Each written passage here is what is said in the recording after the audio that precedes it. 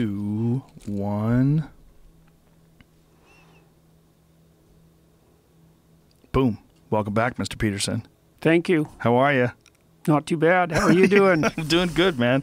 You look like a man who is dealing with a considerable amount of stress, but is handling it well. Yeah, well, I hope that's true.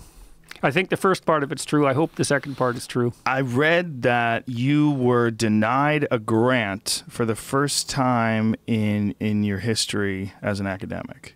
Yes. And you think this is all based on your outspoken and very public denouncing of the political correctness and of all this stuff that you've been going through over the past more than a year now. I don't know, because I haven't got the full commentary on the grant yet. I only found out that it was denied, and it takes the granting agency a while to send out the full report. I've heard from other people. I know some other people who I would consider relatively high-profile researchers who also didn't get funded this round. So there might be multiple reasons, but I can't help suspect that the fact that the grant application concentrated on delineating the personality characteristics of politically correct belief might have had something to do with it. Yeah, so, still a taboo subject. It's fascinating that thinking and pondering and examining certain types of behavior would still be a taboo subject. Yeah, it is amazing, all right, and becoming more taboo all the time, I would say. I don't think the universities I think they're getting worse still, and it'll be a while before they get better. I shouldn't say that so globally, but it's certainly the case with the humanities and much of the social sciences. Well, it seems globally. I mean, not necessarily in terms of all the different subjects, but certainly in terms of what you teach and what you're involved in. And it's so, I mean, I hate to use the word, but it's so regressive to put restrictions on the examining of thinking in a university. I mean, it's kind of crazy. I mean, what you went through in one of your most recent public speeches, where they allowed these kids to be in the room with you with bullhorns, and they were screaming. Jamie, see if you can find the video of that. What was the name? McMaster. That was at McMaster University. Yeah. And you were giving your speech, and there were supposed to be some other people involved. They backed out, and you decided to continue on. So you're standing there in front of these people that were there to hear you talk, and there's a group of kids with bullhorns, like literally, and shouting and yelling and chanting with signs in the room. Mm-hmm. Just completely disrupting what you're doing, and they allowed this all to happen. Mm-hmm. Air horns as well. So, yeah, and they were blowing air horns quite close to me. That was the one thing I really objected to, because air horns actually happen to be quite loud. No, it's actually an assault on your ears. It's very bad for your hearing. Like, you're not supposed to be in a room with those without hearing protection. They're supposed to be like for like scary things. Like, play some of this, Jamie, so we can hear how crazy it is.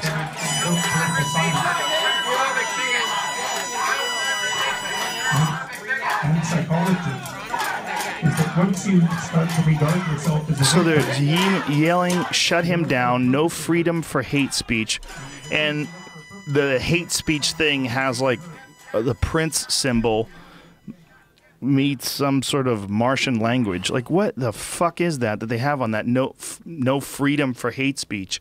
I guess it's a polygender symbol of some sort. There's a fist in it. But one of the things that was really not so good about all of that was that a lot of the people who were protesting were standing behind a hammer and sickle banner, you know, which just absolutely amazes me, because I still haven't been able to quite figure this out. I can't figure out why you couldn't do that with a Nazi symbol, but you can do that with a hammer and sickle. You know, there's a reason, and maybe it's because the Nazi doctrine was so explicitly racist. But God, it's not like the hammer and sickle wasn't equally murderous, or actually quite profoundly more murderous, as it turned out. So, and how people cannot still know that is beyond me. And to rally behind a banner like that without realizing what they're doing, or even worse, realizing it and still organizing themselves behind it. And then to complain about hate speech. No, there's no real communicating with people who are demonstrating like that. They're in a kind of trance, you know. And I went up to try to talk to a couple of them. And but when you look at people who are in that state of mind, they're not looking at you as if you're a human being. You know, you're the target of their conceptualizations. You're the realization of their conceptualizations. Of course, they didn't listen to anything I said. Well, hardly anyone did, although I got to talk outside because I took everybody outside and then spoke out there for a while. And when you were outside, were they still yelling and bullhorns and the whole deal? But what happened, I went outside and I stood on a couple of benches, and the people that wanted to hear kind of made a circle around me, and that more or less by chance pushed all the protesters to the back so that I could address the people that actually wanted to listen to what I was saying. And so did you have a dialogue with them, or did you give a speech, and how did that work? I didn't have a dialogue at all with the protesters. Well, I mean, with the people that came to see you. Yeah, that worked out okay once I got outside. And I mean, I wasn't particularly upset with the fact that the protesters had showed up. I mean, practically speaking, because I'm in this peculiar situation where if the protesters show up, that's good. And if they don't show up, that's good too. It's good if they show up because I have access to a YouTube audience, obviously, and then it gets filmed, and the films get put together, and that gets put online. And generally speaking, when the social justice types have come after me, they've done a pretty admirable job of discrediting themselves. And so that seems to be all to the good. And then if they let me speak, well, then I get to speak, and I can put that on YouTube. So it's a very strange situation for me, because as long as I don't do anything too stupid, or anything any stupider than I have done, let's say, I seem to come out okay. And like, I'm certainly not counting on that continuing, and I'm not, I'm surprised by it, but so far it seems to be working out. So, you know, hooray. Well, I think the way you handled it is admirable. The way you kept your cool and just continued talking and didn't flip out and didn't give in, didn't succumb to the provocation. It's because they were obviously provoking you, and they're obviously... I just don't understand how the university allows them to do that, how they allow them to be in that room, first of all, with those air horns, which are really bad for anybody in that room who's near them. I mean, it causes hearing damage. Yeah, well, and the one person who was air horning me was really quite, I would say, let's say forward about it. You know, they were coming close enough to me to do some damage, but you know, I have seen the odd person at those rallies that really isn't well put together. You know, people, I look in their eyes and I think, no, you're definitely here for the wrong reasons. And I think it's more characteristic often of the guys that I see at the events rather than the women. I mean, I'm not sure about that. I'm obviously speculating, but you know, I have a reasonably good clinical intuition, and some of the guys I see at those events, I don't know what their story is, man. I don't know what they're up to. I guess what are they trying to do? Be allies of the women for their own nefarious purposes? I mean, that's what it looks like to me. You know. Well, there's certainly an issue with that. It's a common thread with men, that especially in the male feminist category, that they align themselves with these women as allies, and as this, you know, they take this moral high ground, and they're this person that's going to show, you know, other men how to do feminism and how to behave with women, and they're really just sort of, they're mining the situations for social points. Yeah, you know? Well, for social and sexual points, my guess is. Yeah, absolutely. For sure. There's something seriously creepy about it. I mean, I saw, too, that guy at the recent Berkeley demonstration, the guy who hit someone with a bike lock, remember, in a bag, and he was hiding behind some women, and then he darted out and just nailed the guy with a bike lock, with what turned out to be a bike lock. Yeah, a guy was just hanging there talking. He wasn't being violent. He wasn't doing anything. And by the way, that guy turned out to be a professor. They found that guy. Yeah, and so has that been verified, all of that? There's photographs of him. There's photographs of his face. They compared his eyes to the professor's eyes. They know that the guy was there, and then the guy aligns himself with Marxism, and he's this like communist/socialist professor who's very adamantly against right-wing ideology and this kind of shit. So they're pretty sure that that's the guy. Yeah. Well, I kind of followed that, and I noticed all that. I mean, as far as I'm concerned, watching what he did, that's the true face of those people. It's assault. I mean, he hit a guy with a deadly weapon. Yeah. I mean, look, I also thought it was blackly comic that it was a bike lock. I mean, that just figures, you know. So, well, it's just the idea that you could just walk up to someone you don't like the way they think and hit them in the head with a metal thing. It's just so crazy and so delusional and so indicative of someone who looks at a person as the other. You're not looking at it as a human being who disagrees with you. Like, and not only that, a young human being. Like, talk about a lack of empathy. Yeah. I mean, you're expecting this 20-year-old guy, or however old the guy was, who got hit in the head. You're expecting him to have his ideology down solid and not be influenced by peers or not be curious about what this argument is about. The guy wasn't even yelling anything. He was just standing there. Yeah, well, that's kind of what I thought about the protesters at McMaster, too. You know, it's partly why I don't get upset. It's like I look at these kids that are out there protesting, you know, apart from the professional protester types, and I think, well, Jesus, they've been served so badly by the education system that it's absolutely beyond belief, you know. They're basically being sent out as avatars of this pathological postmodern movement by their professors who are themselves too cowardly to show up, generally speaking, and certainly aren't brave enough to debate me. You know, or if they do show up, they're like this guy with a mask on hitting people in the head who was a professor. Yeah, well, they don't believe in dialogue. You know, it's not part of their it's not part of the postmodern ethos to have a dialogue with people you don't agree with. So you weren't able to talk to anyone that opposed you? Not so far, not in any serious sense. Were no. you able to talk to anyone that had the hammer and sickle sign and ask them, like, do you understand what this stands for? What does this mean to you? Like, what are you trying to project by having this sign? Yeah, no, it wasn't possible at that venue. I mean, like I said, whenever I got close to anybody that was protesting, there was no one-to-one human interaction. You know, I mean, I can tell when someone's going to be willing to communicate with me, and when they've kind of got cold eyes like a codfish, you know, whatever they're looking at has nothing to do with me or very little to do with me. Well, that seems to me to be one of the weirder aspects of this thing that you're going through. This series of altercations that you're going through is the lack of discourse.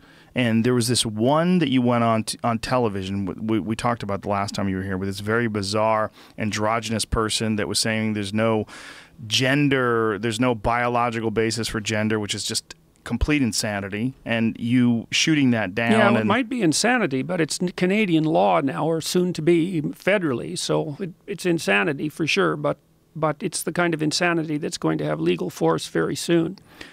What is specifically that? Well, the policy, with Bill C-16, which was the bill that I was complaining about or criticizing, let's say, there's a variety of surrounding policy documents that are derived from the Ontario Human Rights Commission, and they indicate quite clearly that you're to regard biological sex, gender identity, gender expression, and sexual proclivity as varying independently, which of course they don't. By any stretch of the imagination, they're so tightly correlated that, well, you can't use correlation to imply cause or to infer causality, but Jesus, when the correlations are above 0.95, you have to start wondering if there's actually not some causal link, and it's absurd to me that we really even have to have that discussion.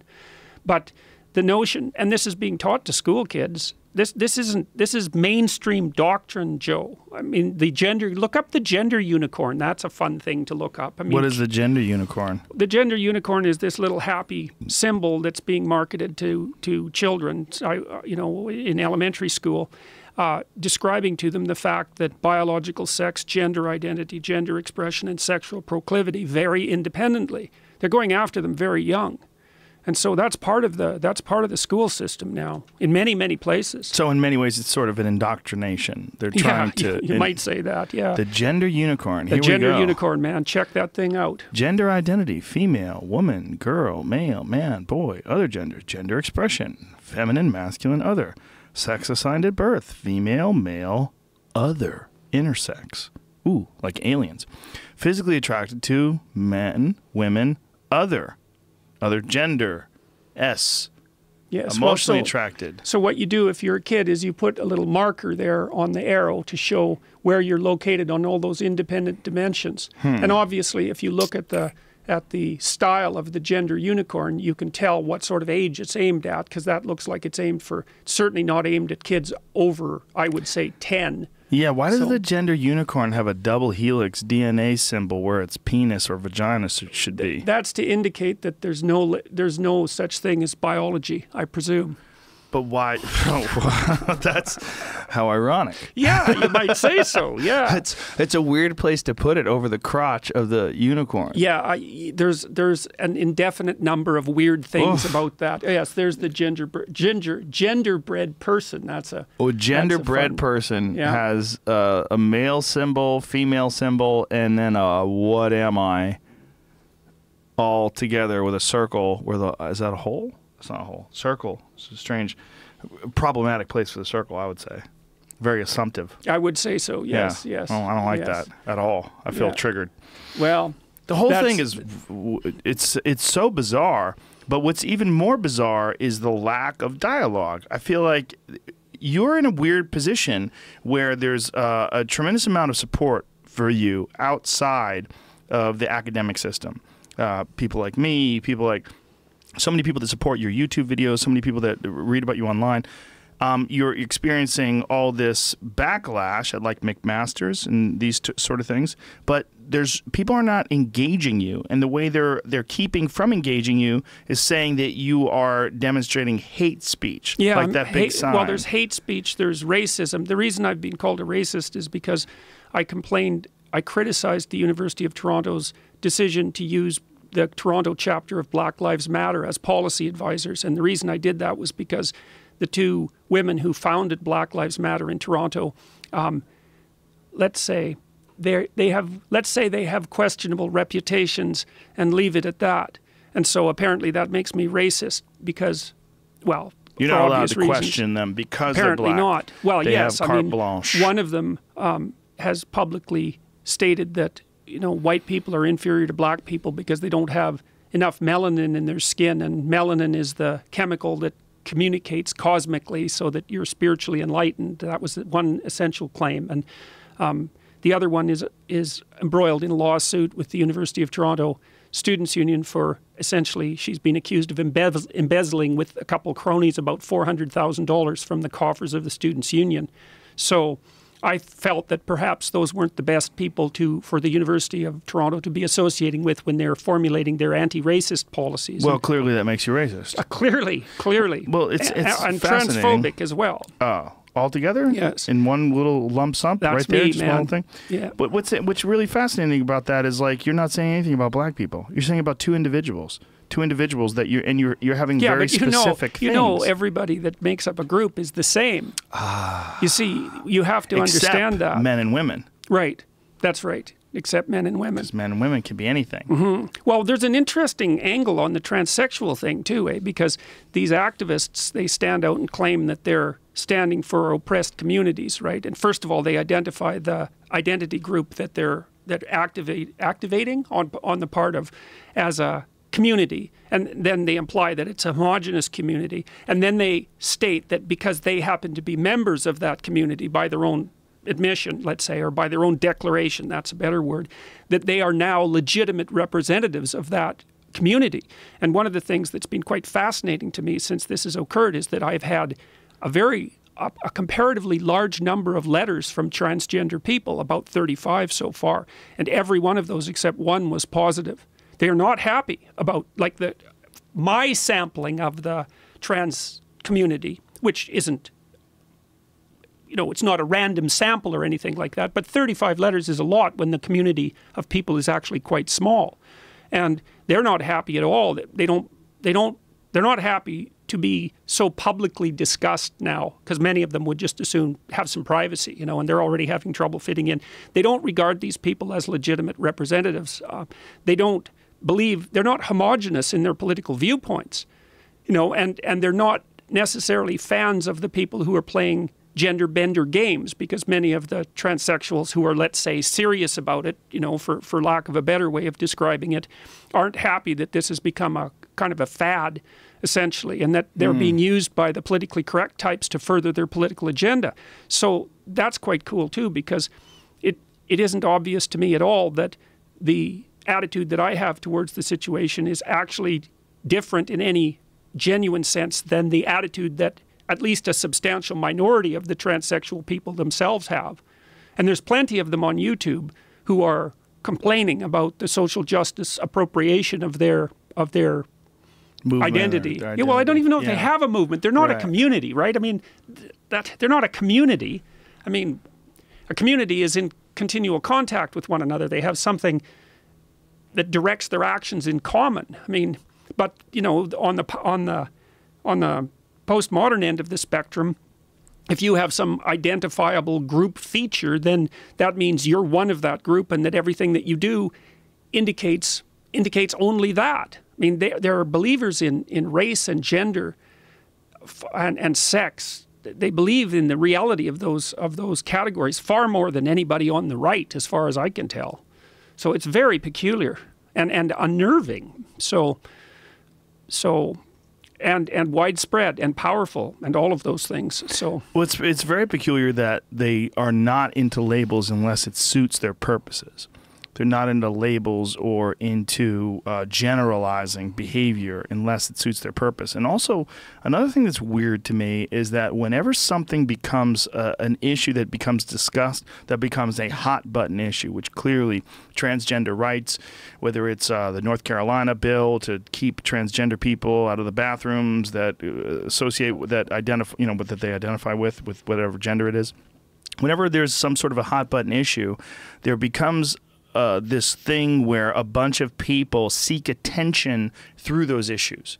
And these people use whatever issue it is to, it becomes like a part of their identity, like becoming an activist and really being very vocal about it. Mm-hmm. Whereas though the actual cause itself gets muddied in the cult of personality, and it gets muddied in these personal wishes and ideas that the people who are seeking to get attention by communicating about these ideas sort of soak in. You know, it just becomes a lot about human nature and human behavior more than it is about the actual issue itself. Yeah, well, it's an opportunity. Each of these hypothetically contentious issues is an opportunity for a certain kind of sterile drama to unfold. And the drama is always the same. I mean, you can see that in the demonstrations, say, with regards to my talks. It doesn't matter what I'm talking about, and it actually doesn't matter what I've ever said. All that matters is that there's an occasion and an excuse to trot out the ideology and to pathetically mouth the same unbelievably sterile and chaotic phrases, you know. I mean, I think the people at McMaster, the protesters, could only muster about 3 chants, and 2 of them were seriously obscene. And I mean, which I don't care about, except that it's so mindlessly unimaginative, you know, and they're operating at such a low level of intellectual effort, and of course egged on by their pathological postmodern professors who are hiding behind them like scared weasels. So, yeah, there's shut him down. That was the big one. Racist, transphobic, homophobic, all these things without substance, because there's no piece of shit was the other one that was quite transphobic piece of shit, or just piece of shit. That's right. Period? Yes. No. That's it was right. more specific. Yes, Yeah. It was more specific, which was rather flattering and all of that. Yeah. So well, it's you don't seem to have any hate towards trans people at all. No, I mean, from discussions I've had with you both on and off the air, the idea of you being transphobic seems so inaccurate, because you seem pretty accepting about anybody, whether it's a trans person, a gay person. It's not the issue, is it? Well, I'm more concerned about whether or not people are honest. I mean, you know, that's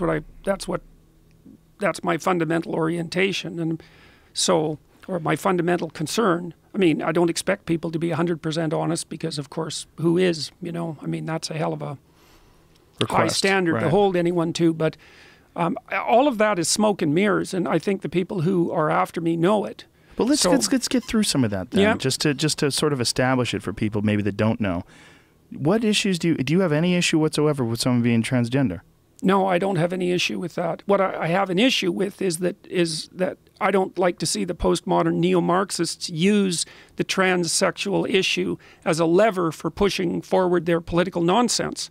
And I said that right from the beginning in the videos I made to begin with. The reason I wouldn't use the words Z and Zer and all those other made-up words, however many there are now, is because I'm not willing to cede the linguistic territory to postmodern radicals. I'm not doing that. And they say, well, we're doing it on behalf of the oppressed transsexual people. And I think, yeah, well, that's what you say, but there's no reason I should believe that. I don't believe anything you say. I think you're contemptible, cowardly, ideologically motivated, cult-like corrupters of the youth. So why would I use your language? Well, let's unpack that, because one of the things that I find fascinating is how few transgender people want to use those words. The transgender people seem to want to identify with whatever gender they like. If you are a male to female transgender person, you would prefer to be called a she, right? Like Caitlyn Jenner, right? Right. And pretty much everybody calls the artist formerly known as Bruce Jenner Caitlyn Jenner, right? That's just like if you had a look at how many people just openly accept that, it's pretty well accepted, right? Mm-hmm. Most transgender people prefer that. They prefer female to male. They prefer to be a man now. I'm a man now. Okay, Bob, Dick, whatever your name is. There's not a lot of Z-zer talk. Well, maybe I'm out of the loop. No, you're not out of the loop. The other thing is those are all third-person pronouns. It's like I'm not going to call you a third-person pronoun while we're sitting here. I never would. If I'm referring to you when I'm talking to someone else, call their name, right? Well, I could use your name. I might use he then, but I don't know. Well, it's just all of it is palpably absurd. I think it's always hard to get the level of analysis for this sort of issue correct. Because the people who are pushing it forward say, well, we're against harassment and discrimination, and they attribute all the moral virtue to themselves. But then what I see is that they're utilizing a group, a very small minority group, who already have enough problems, in my estimation, for nothing other than straightforward political purposes. I don't buy the warm-hearted, all-inclusive love that the people who are pushing this sort of thing forward claim to display. I don't see that at all. What I see mostly is resentment and the desire to undermine. And I'm quite familiar with the postmodern philosophy, not as familiar as I could be, and also reasonably familiar with its underlying Marxism. And there's nothing touchy-feely about any of that, I can tell you. The postmodernists, the best you can do with postmodernist philosophy is emerge nihilistic. That's the best. The worst case is that you're a kind of anarchical social revolutionary that's directionless, except that you want to tear things apart. Or that you end up depressed, which I see happening to students all the time, because the postmodernists rip out the remaining structures of their foundations, of their ethical foundations. So just to be really clear for anybody tuning in, your issues are absolutely not with someone who identifies with a gender other than their biological gender. As long as they're not using that to promote a political agenda. But I don't care about the gender thing. I mean, that's doesn't mean anything. Well, it's a personal preference. It's a personal issue. Right, personal issue. It's a personal issue, and I would also deal with it on an individual-to-individual basis. Because it varies just as much as there are extremely masculine men, extremely feminine women, and there's a broad spectrum of human beings in between, and each one should be dealt with on an individual basis. Yes. Based on what they want. But when you're talking about these made-up words, what it seems like is that some people are trying to push these made-up words and turn them mainstream. Now, the question is, what's the motivation behind that? Is this a necessary thing? Are there so many people that are of asexual or of some sort of what would be a Z or a Zer? What is that supposed to be? Is that supposed to be a male or a female? Is it supposed to be asexual? Or is it supposed to be a nonconformist? I mean, what is it? Well, it's supposed to be someone whose gender isn't specified, right? Who's neither male nor female, or maybe they say technically in the policy guidelines is anywhere or nowhere on the spectrum, and that's actually in the policy guidelines in Ontario. Anywhere or nowhere, right? And the nowhere, I mean, these are policies that are going to determine law, right? That within which the law is going to be interpreted. I don't even know what nowhere on the spectrum means. I don't understand what that means. It doesn't mean anything. It's nonsense. It's nonsense. So you have, so here's the options, right? There's someone who identifies with the opposite gender of their biological birth. So there's a man, for instance, who identifies as a woman. Everyone's cool with that. Whatever your name is, whatever you would like to be called, whether it's Wendy or Mike or whatever it is, that would be the noise that you want people to make with their mouth that means you. That's it, right? Now, whether you're a he or a she, outside of that, that's where things get squirrely. So third person is the only issue. The only issue is, like, say if we were talking to Jamie. Jamie just decided he's going to be Jamie now. He's still Jamie. Jamie's a girl's name too. I know girls named Jamie. So he could be Jamie. And Jamie decides he's a woman. And now he wants to be called she. And we're like, okay, she. All right, Jamie, now you're she. But when it gets to like Zer and Z and the 78 different gender pronouns, it seems to a person outside of it, a person who's cisgendered, it seems pretty bizarre. And it seems pretty preposterous. And it seems pretty indulgent. And it seems like there's something else going on. And this is what that's the thing. It's the something else going on part that is what concerns me. There is something else going on. If there wasn't something else going on, a relatively obscure professor's amateurish YouTube videos on a relatively obscure piece of Canadian legislation wouldn't have had any effect, right? It would have just disappeared. But it didn't. And that's because there's more going on than the straightforward issue surrounding the pronoun use, and everybody knows it, or everybody feels it at least. Well, what it seems like from someone who's outside of academia, someone like me, is it seems like you're pushing back against something that they are really trying hard to establish, and that it's some kind of control.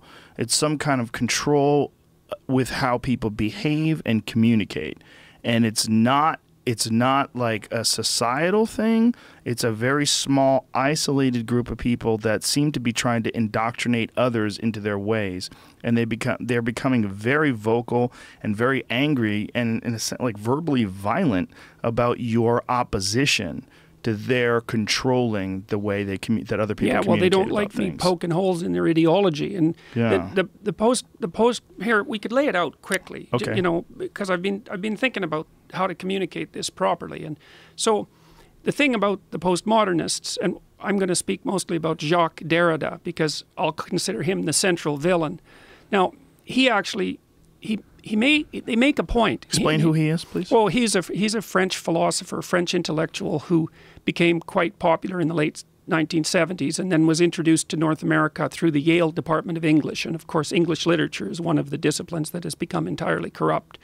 And so Derrida was a Marxist to begin with, but that fell out of favor because it turned out that Marxist political doctrine kept producing evil empires, and even radical left French intellectuals were forced to admit that by the mid-1970s. You know, they'd put their head in the sand for 20 years, 50 years really, thoroughly in the sand, and made sure their ears were full too. But by the mid-1970s, the evidence that was the case was so overwhelming that even a French intellectual couldn't deny it anymore, and so they started to play sleight of hand with the Marxist ideas. So instead of trying to promote the revolution of the working class against the capitalist class, let's say, they started to play identity politics and said, well, we can just separate everybody into oppressed versus oppressor, but we don't have to do it on economic grounds. And so we can call it power instead of economics. So that was part of it. And then the other thing, but the fundamental critique that Derrida focused on, this is really worth laying out, because that the problem that he discovered, the postmodernists discovered, was discovered by a variety of other people at the same time in other disciplines. So, for example, among the people who were studying artificial intelligence, since the early 1960s, it was always supposed that we'd be able to make machines that could move around in a natural environment without too much problem. And the reason we could do that was because the world, in some sense, was just made out of simple objects. There they are, and all you have to do is look at them and you see them, and that's vision. And then the complex problem is not how to see or what to see, but how to act in reference to what you see. But it turned out that the AI people ran into this problem, essentially sometimes known as the frame problem. And the frame problem is that there's almost an infinite number of ways to look at a finite set of objects. So the fact that vision, for example, turns out to be way, way, way more complicated than anybody ever estimated. In fact, you can't actually solve the vision problem until you solve the embodiment problem. So an artificial intelligence that doesn't have a body can't really see, because seeing is actually the mapping of the world onto action. And so that was figured out more or less by a robotics engineer called Rodney Brooks. But what's at the bottom of this is the idea that any set of phenomena can be seen a very large number of ways. So like there's a bunch of pens in front of me here, you know, and when I look at them, my brain basically notes that they're a grippable object with which I can write. So I see the function. Like if you look at a beanbag, you see a chair, not because it's got 4 legs and a seat and a back, but because you can sit on it. And most of what we see in the world, we actually see functionally rather than see as an object and then interpret the object and then figure out what to do. So the function of the object constrains our interpretation. But there's an endless number of interpretations. So for example, if I was going to paint that, you know, paint on canvas this set of pens and try to do it in a photorealistic way, I would be looking at tiny details of these objects, the multiple shades of red that are there and the multiple shades of white and black, and you know, I would decompose it in many ways. And so the AI guys ran into this problem, which was that looking at the world turned out to be exceptionally complex, and that's still being solved now. Okay, in literature, the same thing happened. What the postmodernists realized was that if you took a complex book, let's say the Bible, for example, or a Shakespeare play, there's an endless number of potential interpretations that you can derive from it because it's so complex and so sophisticated. So imagine that, well, you can interpret the word, you can interpret the phrase, you can interpret the sentence, you can interpret the paragraph, you can interpret the chapter. Let's say you have to interpret that within the confines of the entire work, then of the entire tradition, and then within the context of discussion that you're currently having, and all of those things affect how you're going to interpret the play. So that their conclusion was, well, there's an infinite number of ways to interpret a text. And then their conclusion was, well, there's an infinite number of ways to interpret the world. And there's a way in which that's correct. And so the next conclusion was, there's no right way to do it. So you could do it any old way. And then their next conclusion was, oh, and this is where the Marxism creeped up again, oh, people interpret the world in a way that facilitates their acquisition of power. Now that's where the bloody theory starts to get corrupt. Because yes, a bit, but also no, right? Because, and this is why they're wrong. This is why they're wrong. You see, the world is complicated beyond our ability to comprehend. So there is a very large number of ways you can interpret it. But, you have to extract out from the world a game from your interpretation that you can actually play.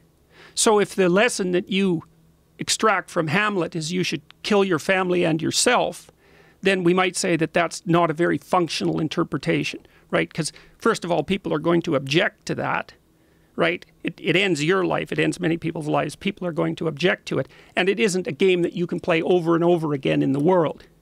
So when we're interacting with the world, you see, what we're trying to do is to extract out a set of tools that we can use to function in the world because we're constrained by the world, so that we don't suffer too much, and so that the things that we need in order to continue can be provided. And we need to extract those out in a way that other people will, so that other people will cooperate and compete with us in a peaceful and maintainable way. So then you think, well, we have to extract out an interpretation that allows us to live and thrive over multiple periods of time in multiple environments while we're doing the same thing with other individuals who are motivated the same way.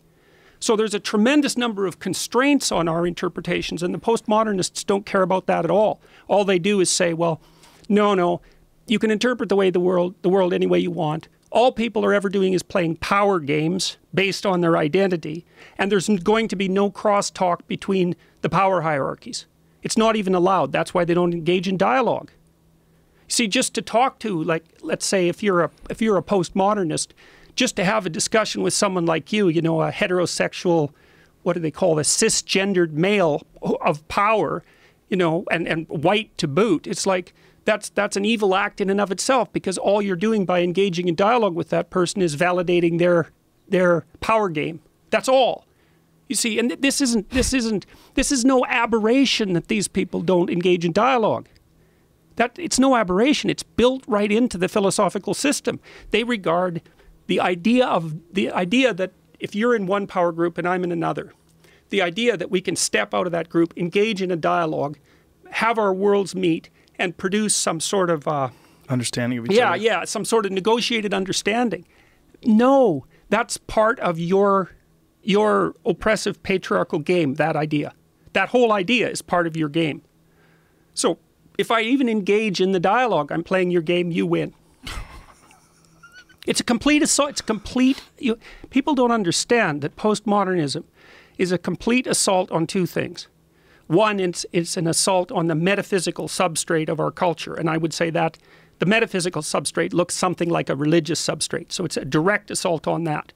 And the second thing it's an assault on is everything that's been established since the Enlightenment. Rationality, empiricism, science, everything. Clarity of mind, dialogue, the idea of the individual, all of that is not only, you see, it's not only that it's up for grabs. That's not the thing. It's to be destroyed. That's the goal. To be destroyed. Just like the communists wanted, wanted the revolution to destroy the capitalist system. It's the same thing. These people, now you might say, well, does every social justice warrior activist know this? It's like, well, no, of course not. It's not any more than every Muslim knows the entire Muslim doctrine or Islamic doctrine, or every Christian knows the entire Christian doctrine. It's fragmented among people. But then when you bring them together, the fragments unite and the entire philosophy acts itself out. So you don't think that this is a nefarious plot by a few well-planned out individuals that have some sort of an agenda that they're going to promote this ideology because they understand what they're doing? You feel like it's what you're saying, that there's a bunch of different factions, a bunch of different parts to this. And it could be a lot of it is that people feel disenfranchised socially. They are empowered by their positions in universities and by these insulated environments and groups. They're intoxicated by the power that they have over young people and shaping their minds and imposing their ideologies. They receive feedback from these kids. It builds up, everything strengthens, they shore up the walls around them, and they push this forward. And then when they have something like this speech that you gave at McMaster's and they get to actually act, it unites them. Mm-hmm. It unites them, and this is what you're getting from this glazed eye, cod look that you described. Well, it's as if, it's like Richard Dawkins' idea of meme. If you imagine that in your neural structure, whatever ideas that you're manifesting are represented neuron by neuron. Let's say it's a web of neurons. Not any one neuron has the entire idea set. This is obviously an oversimplification, but you get the point. There's a network from which the idea emerges. Well, the meme idea is that an idea can rest upon multiple individuals as if each individual is a neuron. And so, I mean, there are people who are more or less fully informed as to the nature of postmodern doctrine, and they're pushing it forward consciously and unconsciously. They're consciously pushing it forward and acting it out. And so there are individuals who are more representative of the entire set of ideas and individuals who are less representative. But if you get them together in a group, the thing that animates them and unites them is the common set of ideas. And those ideas were produced by the postmodern French intellectuals in the mid-70s, roughly speaking. Jacques Derrida, Michel Foucault. Foucault was the person who famously pronounced that psychiatric diagnostic categories were primarily social in origin rather than biological. And, I read Foucault's work. I think it was Madness and Civilization, where he advanced that particular doctrine. You can actually read Foucault, unlike Derrida and Lacan. But I just found what he was writing obvious. I knew from my clinical training that psychiatric categories have a heavy sociological construction, partly because psychiatry isn't a science. Medicine isn't a science. It's an applied science. Those aren't the same thing at all. And, a pure science is a pure science. It deals with scientific categories like atoms. But an applied science, well, it's a compromise between all sorts of different things. And mental illnesses themselves are shaped by the social environment, even though often they have a biological root. The way they manifest themselves is clearly shaped by society and language. I didn't find his work the least bit surprising. I thought, well, really? I mean, everyone who's a sophisticated medical professional, psychiatrist, psychologist, everyone knows that. It's like, I mean, there's a book called Discovery of the Unconscious by a guy named Henri Allenberger that was written in I believe in the 60s. Great book on history of psychoanalysis. And like he covers the shift in diagnostic categories across time. It's self-evident. So anyways, there's all these French postmodernists. They were all Marxists. Most of them were student revolutionaries in France in the late 1960s before that all fell apart.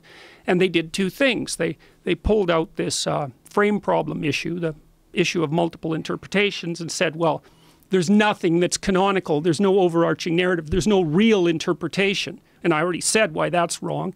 And then the other thing they said was they did this sleight of hand. So instead of the working class against the bourgeoisie, it was race against race or gender against gender. Unbelievably divisive. It's all they believe in is identity. There's no individual, man. That's gone with postmodernism. This isn't an accident, all of this stuff. It's not random. It's driven by these ideas. Like, ideas are always at war. Always. And we're in a war between these ideas. I mean, Marxism, we already know, was a tremendously powerful doctrine, and this is its newest manifestation. What is the motivation behind the individuals that are at the heart of this movement? Well, I would say that the motivations are as complex as human motivations are in general. But they seem to have solidified into a movement, right? Well, I think the dangerous part of it is that it's almost like a scapegoat mentality. It's almost like psychoanalytic projection. That's another way of thinking about it. It's like, one of the things that I've come to learn, and one of the things I talk about a lot, is that the battle between good and evil, so to speak, isn't between states, and it's not between individuals precisely, although it manifests itself at those levels. It's an internal battle, a moral battle that happens inside people. And so people have a broad capacity for malevolence and for benevolence. And that's a terrible war for people. And it's a terrible thing to understand and realize. In fact, often when people realize their capacity for malevolence, if they're not prepared for it, they develop post-traumatic stress disorder. So that happens to soldiers in battlefields. So they go out, they're innocent guys, you know, naive guys, young guys, and they go out onto a battlefield and they get put in a really stressful situation, and, you know, they step outside themselves and they do something unbelievably vicious and brutal, and then they're broken. They can't take that manifestation of themselves and put it with, like, Iowa corn-fed, you know, nice guy. And no wonder, because one is like a flesh-eating chimpanzee on a war rampage, and the other is, you know, a relatively well-brought-up and polite farm boy from the middle of the United States. It's like, how in the world are you going to put those two things together? Well, you can't. That's post-traumatic stress disorder. And to treat that, my experience with post-traumatic stress disorder is that you have to teach people a philosophy of evil, of good and evil, because otherwise they can't recover. And I've had, by the way, in the last 4 months, I've had 2 letters from soldiers with PTSD, and I met 2 personally who said that watching my lectures had brought them back together, because they couldn't understand what they had become before looking deeply at their malevolence. Now, so I would say, with regards to this movement, this postmodern movement, the malevolent aspect of it, there's a couple of them. One, it's unbelievably authoritarian. I got a letter today from a university student in Italy. I don't know what university, but she'd been having kind of a flame war on Facebook with a social justice warrior. And at the end, she recommended that this particular social justice warrior seek out a local mental health counseling unit and put a link to it in the exchange. And then she got a letter from the university. I guess the other person, the SJW type, turned her in, but she got a letter from the university saying that violated university policy and constituted harassment, and that she should seriously consider retracting it, and that, you know, future employers might be looking at what she posted, and it was inappropriate to put that on a public site. And it's like, I thought, wow, how could you be so clueless as a administrator, say, to think that your monitoring of your students' private utterances you're monitoring it at an institutional level, and your intervention and threat at an institutional level is less dangerous than letting two students, you know, troll each other on a public social forum. It's just, I don't know what to think about it. It's just unbelievable. It's happening all over the place, this sort of thing. And so there's the authoritarian element to it, which is a hatred of, I think it's a hatred of competence, because competence produces hierarchies that aren't based on power. I think it's a hatred of clear intellect. A hatred of clear intellect, how so? What do you mean by when you say clear intellect? Well, you have a clear intellect, as far as I'm concerned. I think that's why you're so popular, is because you pay attention and say what you see, and you're not too concerned about doing anything other than that. I mean, of course you have an agenda, because everyone has an agenda. You can't help but have an agenda if you're alive. But you can temper the agenda. Like, you can be clued in enough to try to listen and learn and watch and pay attention to what your own senses are telling you and try to articulate that. And that's what the logos is, technically speaking. And the reason I'm bringing this up is because Jacques Derrida described Western culture in a famous phrase. He described it as phallogocentric, P-H-A-L logo, L-O-G-O centric, phallogocentric. And it needs to be brought down. Well, the phallus part, that's male. The logo part, that's logos. Now, that's partly logic, because the word logic comes from the word logos. But logos is a deep, much, much older concept than logic. Like, logos is,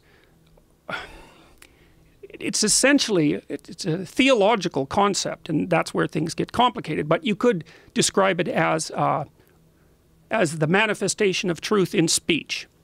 And the postmodernists, they don't like any of that. So phallogocentric would be the ultimate mansplaining. Yes, exactly. As it were, yes. Right? Like, any man who expresses or tries to correct a woman in any way becomes a mansplainer. Or maybe to correct anything in any way. Right? Yeah, but particularly with, like, you where the Ted Cruz, Sally Yates testimony that's been going on in America. It's pretty fascinating. No, I'm not aware of that. I saw an example of that in an Australian congressional debate where a guy was accused of mansplaining by one of his colleagues and really, like, tore a strip off her quite nicely. Yeah. So what's happening in the States? Well, Yates has just been pretty brilliant. She was fired by the Trump administration because she rejected this idea of what was the very specific thing? It was about restricting immigration, or about shutting down different people that are trying to come into the United States. And she had this debate with Ted Cruz where she, you know, just brilliantly shut him down with, you know, her knowledge of the Constitution and knowledge of what is and what is not legal or should not be allowed to happen. And she was fired for it, and he was grilling her.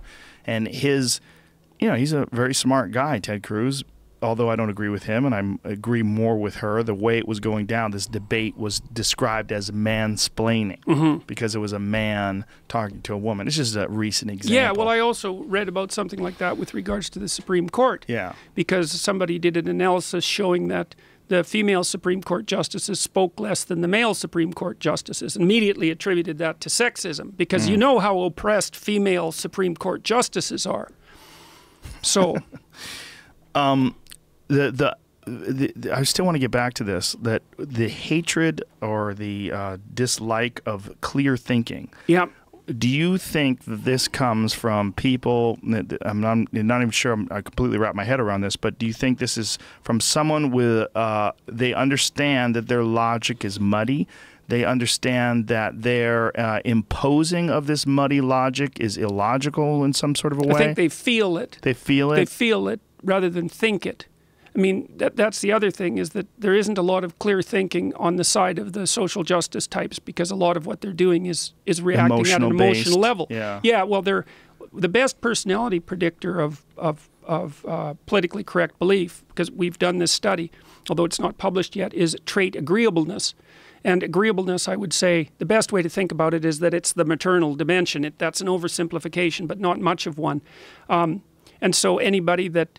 And the maternal viewpoint is something like, anybody who's part of my in-group is an infant in trouble, and anyone who's outside of it is a predatory snake. Right. It's something like that. And so you're seeing that manifest itself in a political doctrine. Well, you're clearly seeing that today with what's going on with these, like say the Berkeley Milo rally, where people who are on the left, who you would think of as being pro-woman, anti-violence, are more than capable of committing violence against women who support Trump, because then they categorize them as Nazis, and we're supposed to punch Nazis. And I mean, there's been a bunch of instances where you've seen video footage of people getting pepper sprayed and hit with sticks because they were wearing the wrong, they're wearing it wasn't even a Make America Great Again hat. It was actually a Make Bitcoin Great Again hat. There's a very famous video of a girl getting pepper sprayed. Yeah, I think I've seen that one. It's fucking crazy. And by the left, and by people who are supposed to be, quote-unquote progressive, and people who are supposed to be pro-women's rights, anti-violence against women, anti-domestic violence, but yet they have no problem doing it to this other person, because this person becomes the other, because they're on the other side. Yeah, well, I was talking about this line between good and evil, you know, that runs down people's hearts. It's a terrible fault line, and it can be shocking to see that it's the case. And so it's much more convenient for people to divide the world into the righteous and the damned, let's say, and then to persecute the damned. Right. Well, it's convenient too, because whatever resentment and hatred and bitterness you have in your heart, and you have plenty of that, generally speaking, if you're a social justice type, because you regard yourself as oppressed, and then that's a great starting point for resentment and hatred, right? To be a victim.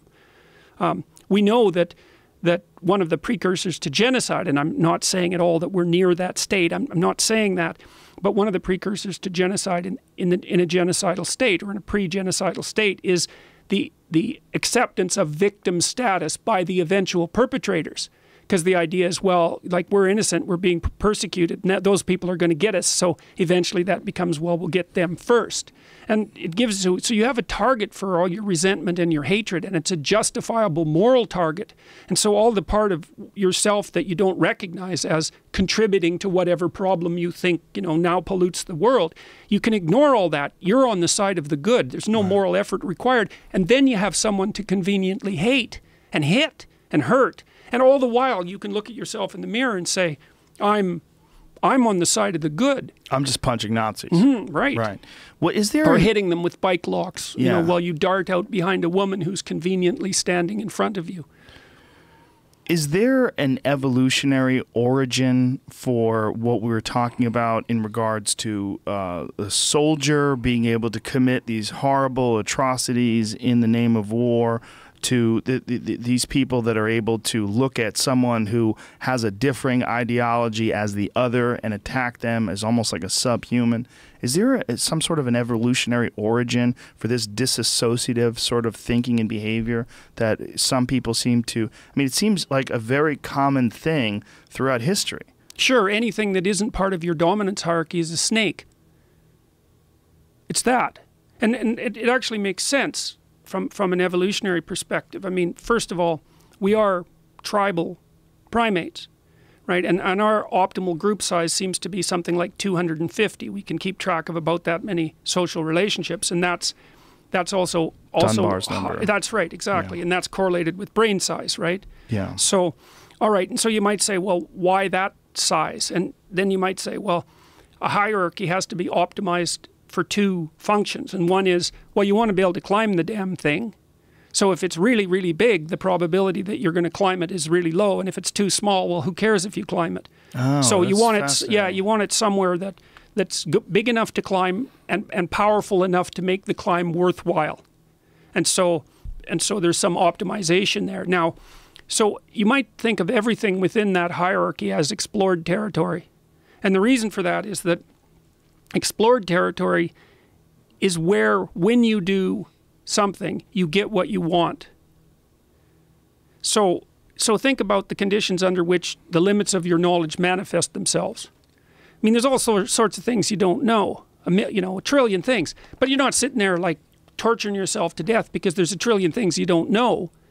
But then if you go out in the world and you act something out, and the outcome isn't what you desired, then that registers an error. So let's say you're at a party and you tell a joke, and no one laughs.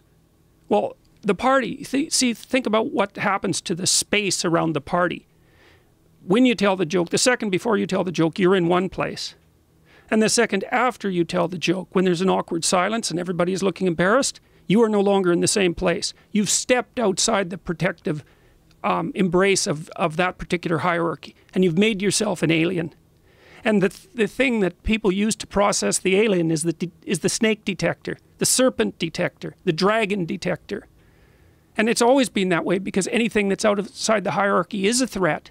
Any stranger, any strange idea, any animal manifestation, any noise, any spirit, it's a threat to the integrity of the dominance hierarchy, and in many, many ways. So, for example, it's deeply rooted, because that was your question. What's the evolutionary basis? There's a great paper published in a journal called PLOS 1, PLOS 1, about 5 or 6 years ago, looking at something absolutely terrifying in my estimation, which was there's this idea that part of what motivates the authoritarian end of political conservatism, so let's say the right-wing fascist end, is associated not with fear but with disgust. Disgust is an entirely different emotion. And so these researchers did this fascinating study where they went to a number of different countries and also looked at states within the same country, looking at the relationship between the prevalence of infectious disease and authoritarian attitudes at the individual level. The higher the infectious disease rate, the more authoritarian the political views. And the correlation was really high. It wasn't like 0.1. It was 0.7. It's one of the highest correlations between two phenomena I've ever seen in the social sciences. And you might say, well, why? Well, here's one reason. I said that the strange idea and the stranger and the pathogen, let's say, are all the same thing. Well, it's all because they're external threats to the structure of the dominance hierarchy. You know, when the Spaniards came to the New World, 95% of the natives died. They died from smallpox, they died from measles, they died from mumps, they died from chicken pox. Because you don't know what the hell is coming at you when you let something new inside the dominance hierarchy. Whether it's an idea or a disease, you know, words are a virus. I think that was that was, that heroin addict author? Burroughs? Burroughs, yeah, that was his phrase. Laurie Anderson made a nice video about that. Words are a virus. And so we respond to them with the same circuitry that we use to detect pathogens. And I'll tell you something even more frightening when we were working this out, because it's associated with this trait called orderliness, which is actually a good predictor of right-wing political belief. I went back and looked at Hitler's Table Talk. It's a book, Hitler's Table Talk, and he wrote that. It was derived from notes that were taken by his secretaries between 1939 and 1942 when he was eating dinner and spontaneously expounding on the structure of reality. He was very open, Hitler, very creative person, but also extremely orderly. And I looked at the metaphors that he was using to describe the Jews and the gypsies and all the other people that he burned and destroyed, and it was all pathogen. It's all pathogen metaphor. The Aryan race is a body, it's a pure body, the blood is pure, the Jews are rats or insects or lice or disease, and so are the gypsies and everyone else, and they need to be eradicated and burned out, essentially. And here's something even more frightening. So when Hitler first took over Germany, he was kind of a public health freak, and he also washed his hands a lot every day, and he was also a worshiper of willpower, so he was a really orderly guy. And he started this public health campaign in Germany, and he put together these vans that would go around like screening people for tuberculosis, which, you know, was a perfectly fine idea. But then they started a beautification program of the factories, because he didn't like how messy the factories were in Germany. So he had people clean them up, you know, sweep them out and plant flowers out front and fumigate them for rats and insects, right? Parasites. Oh, and the Jews were always compared to rats and insects as well. They used Zyklon B to do the insecticide. Well, Zyklon B, that was the gas that was used in the death camps. So it went like pathogen, insect, rats, then it went into the asylums, you know, so that people who were mentally deficient, they were like parasites and rats. And then it was Jews and gypsies and parasites and rats. And they were using Zyklon B and not Zyklon A? I believe they were using Zyklon B. I don't know. I know that the gas was Zyklon. Zyklon A was the gas that was formulated with a very extreme smell so that people would smell it and know because it was extremely toxic.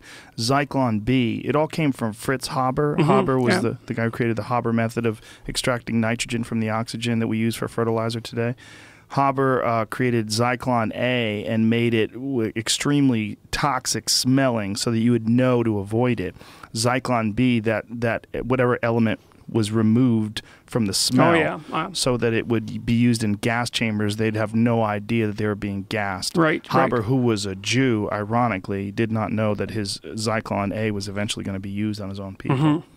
Yeah, well, I suspect they probably use Zyklon A in doing the fumigations, But the thing is that, well, so, you said what's the biological basis? And the biological basis is that, like, we're basically wired in some sense also for the domain of order or the domain of chaos. That's another way of thinking about it. The domain of order, once again, is where you are when what you're doing is working. Because, you see, because our environment isn't just natural, it's also social. So not only do you have to deal with the vagaries of the natural world properly so that it gives you what you're aiming at. That's how you know if you're right. It gives you what you're aiming at. But you have to do it in a way that other people approve of and support. That's a very tight constraint. We talked about that as a constraint on the interpretation of the world. But then, now and then, something happens to disrupt that stability. So that's like the white circle. That's the black circle in the white serpent in the yin-yang symbol. You know how the white one, that's order. The white one has a black dot in it, and that's because chaos can come pouring through into order at any moment. And you have a circuit that detects that, and that's the same circuit that detects snakes or predators. And obviously, why wouldn't it be?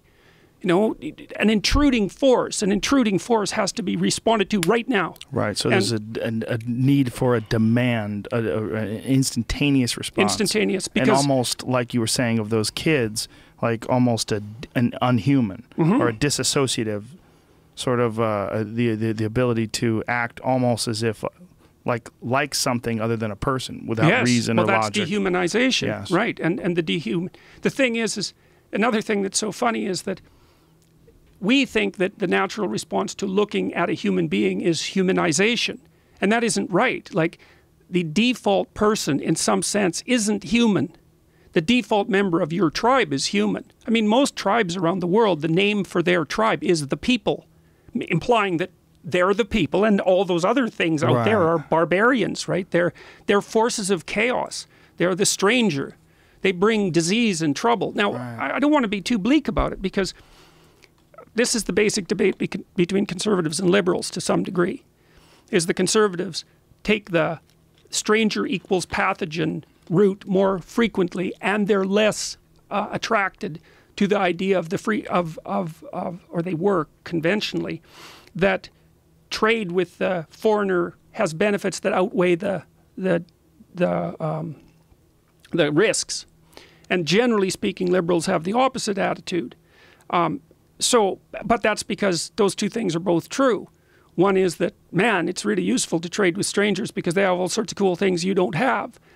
But B, well, it might be real dangerous because you don't know what those things are infected with, like realistically speaking, let's say, but then also metaphorically speaking. Here's an example of how an object can be a virus. Think about the automobile. Like, if you wanted to introduce something into a communist country that screamed the paramount status of the individual, you couldn't possibly create something that broadcast that more clearly than a car. Right? The car is driven by one person. The person is completely autonomous. They're completely sealed off. They don't need any state support or sanction whatsoever to move around in the car. It's like if you wanted to rescue the communists from their collective pathology, the best thing to do would be to parachute in automobiles, because the automobile just screams individual autonomy. And so when you get an artifact from a foreigner, you don't know what that's contaminated with. Let's put it that way. And so we have a circuit for dealing with that, and it's the thing that associates the foreigner with the force that eats the sun when it sets at night. that's the most archaic way of thinking about it. But it's the snake or the predator. So, and what do you do with a snake or a predator? Man, you burn it, you kill it, you crush it. It's like there's a destructive force that comes along with it, with that's absolutely, well, it's morally righteous. Because, yeah, you know, if it's a poisonous snake and it's threatening the village, obviously you kill it. And then you're celebrated for it. So in a sense, the same dehumanizing force that allows people to act that way in war also allows people to disassociate between anyone who doesn't agree with their ideology in a school setting, in a university, like what happened at McMaster's. Yeah, that's why I don't like that's why I don't like ideologies. Yeah. Because the ideology divides the world into those safely ensconced within our dominance hierarchy and serpents. And so that's dangerous. And the reason that this doctrine that I described about the line between good and evil running down the individual's heart, I mean, I got that particular line mostly from Alexander Solzhenitsyn, but it's also it's an idea that's been developed intensively in the West for thousands and thousands of years. And I mean, maybe it's been developed since far before we invented the stories in Genesis, because of course the serpent, see in Genesis, of course, Genesis is like a paradise, right? So you can think about it as a well-functioning hierarchy. It's also a balance between chaos and order. It's got walls and it's a garden. So, but there's a snake that pops its head in, and that's the same as that, as I said, that black dot inside the white serpent in the yin-yang symbol. It's that no matter how, it doesn't matter how perfect the environment is set up, something that doesn't fit is going to make its way inside. It's one of the oldest stories of mankind. And you see, the thing that makes itself manifest inside in the Genesis story is a snake. Now, that snake turns out to be Satan, which is like, how the hell does that happen? It's a snake. Like, what? Where does that come from? It's not actually in the biblical writings to any degree. It's part of the surrounding mythology. Well, it's partly because people started to figure out that the worst snake wasn't a snake.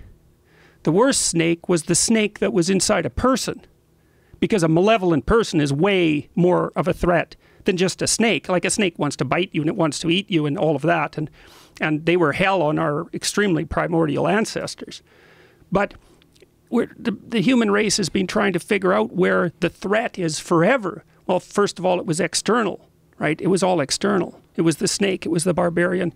But then it got localized to some degree inside the individual. It's like, that's a bad person. That person has a snake in them.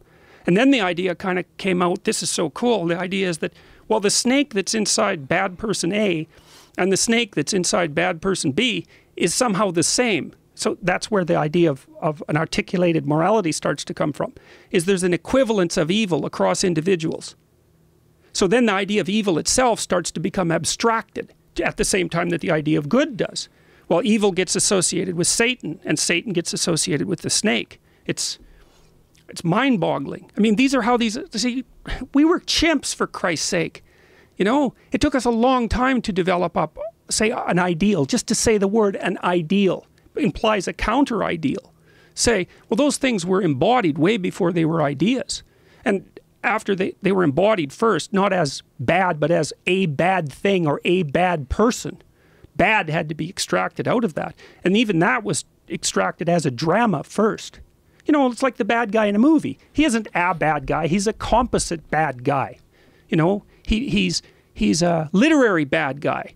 And the good guy isn't just a good guy. He's a literary good guy. He's a hero. He's got way more heroic attributes than the typical person. And that's where abstract ideas are born. So anyways, back to your question. You said...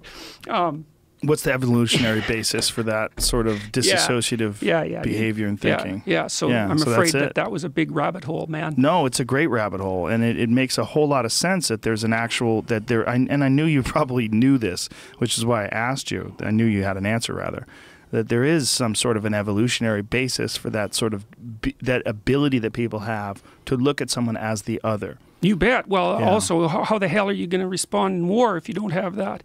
Right, and you know, like, that was always an issue with people with invading tribes, and like you said, with other external threats, whether it was animals or insects or snakes or anything that could kill you. Yeah, well, and I mean, in a primordial situation, Yes. I mean, guys are in warrior mode a good part of the time, and modern people don't even know what that's like. That's Right. why they go out and they go into warrior mode and they get post-traumatic stress disorder, because it's so unlike the way they configure themselves that they can't even bridge the gap between the two identities. And for just for sake of clarity, I think for some folks, post-traumatic stress disorder has actually come from not just that, but also from the threat of being attacked. From what I understand, people like special ops people like Rangers and Navy SEALs and the like, are less likely to develop post-traumatic stress disorder because they're acting versus reacting. Whereas people that are going on like patrol and then they get blown up, like those people apparently have a far more likely issue with post-traumatic stress disorder because they're constantly worried about these external threats.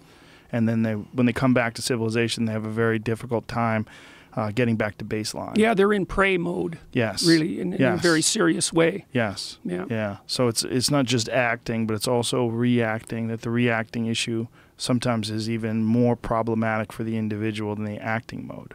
Yeah. Well, there's a funny dichotomy there, because very frequently, if you're going to encounter a stress, it's best to do it voluntarily, because you use a whole different circuit. You use the approach circuit, and so. I mean, that sounds paradoxical, what you just said, because I said that, people often observe themselves doing something and get post-traumatic stress disorder. And then you said, well, yeah, but if people act, they're less likely to. But that's part of a more general phenomena, which is that in the face of a stressor, you're better off psychophysiologically to act voluntarily. You're either going to be the thing that advances on the anomaly, or it's prey. That's roughly the way to think about it. And to be a prey animal is a terrible thing, because it's doom, it's paralysis. Like, literally speaking, it's like in the Harry Potter series with the basilisk, right? You look at the basilisk and it turns you to stone. Well, why? Well, because that's what happens to a prey animal when a horrible predator looks at it. It's frozen. It's turned to stone. That's Medusa with all her snakes, right? She looks at you, man. Mother Nature looks at you. The devouring part of Mother Nature opens her eye on you. It's like you're paralyzed. That's an old story. That is a really interesting thing that I never considered, that Medusa does have this head of snakes, and she looks at you, she turns you into stone, and that is the biggest issue with people. It's not fight or flight. People think it's fight or flight. It's fight, flight, or freeze. Right. The freeze thing is very common with people, and I've seen it. I've seen it with people that they don't know what to do when they're in a stressful situation, and instead of reacting, they freak out. Yeah. Yeah, they freak out or they freeze, Yeah, so they lock up. Yeah, well, you can see that if we go back to that example of, say, someone tells a joke, maybe they're kind of socially anxious and they finally manage to mumble out a joke and it falls flat. It's like to freeze in the face of that is a very common reaction. Yes. The person will freeze, then often they'll break into tears and run. So, well, if they're socially anxious, that's exactly what's going to happen, because they also know that they've been turned into a predator, let's say a snake predator, by the whole community, and that's very shaming. And so that is dumped on top of them. I mean, that's socially anxious people are afraid of that all the time, that they're going to be regarded by the group as an outcast or a pariah, right? And it's very hard on people. And the paranoid amongst them are always thinking that people are talking about them and trying to make them the other. Right. Yeah. Yes, a very uncomfortable state of mind. Yeah, I think this is a very important subject. And in explaining it this way, I think for the open-minded, whoever is willing to listen to this, who maybe might have opposed some of your ideas before, I think they'll get a better understanding of what's really dangerous about this lack of dialogue and this lack of engaging and this shutting you out and making you the other, as it were. Yeah, well, I mean, it's what postmodernism is fundamentally concerned about. They don't believe there's any other way of operating in the world than that. You see, and this is one of the things that I think Western civilization has contributed so brilliantly to the expansion of knowledge in the world is, well, what's the cure for the inadequacies of the group? Well, you might say it's the perfect state.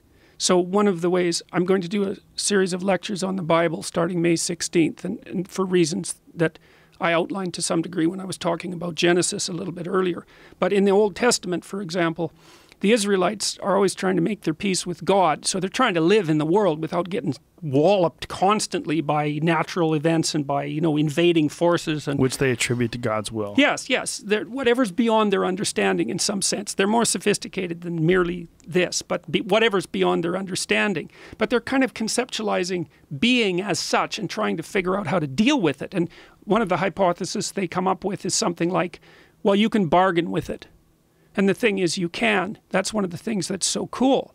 And partly the reason you can bargain with reality is because the reality that you encounter as you move forward in time is partly the world, but partly the abstract social system.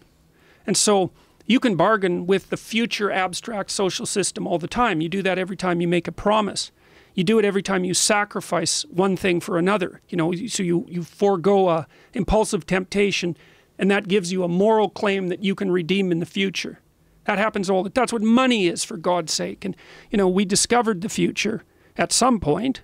As I said, we were chimpanzees at one point. We discovered the future. Then we discovered that you could bargain with the future as if it was a person. That's amazing. It's amazing. And that's partly where the idea of God as a personality came from. I should flip that.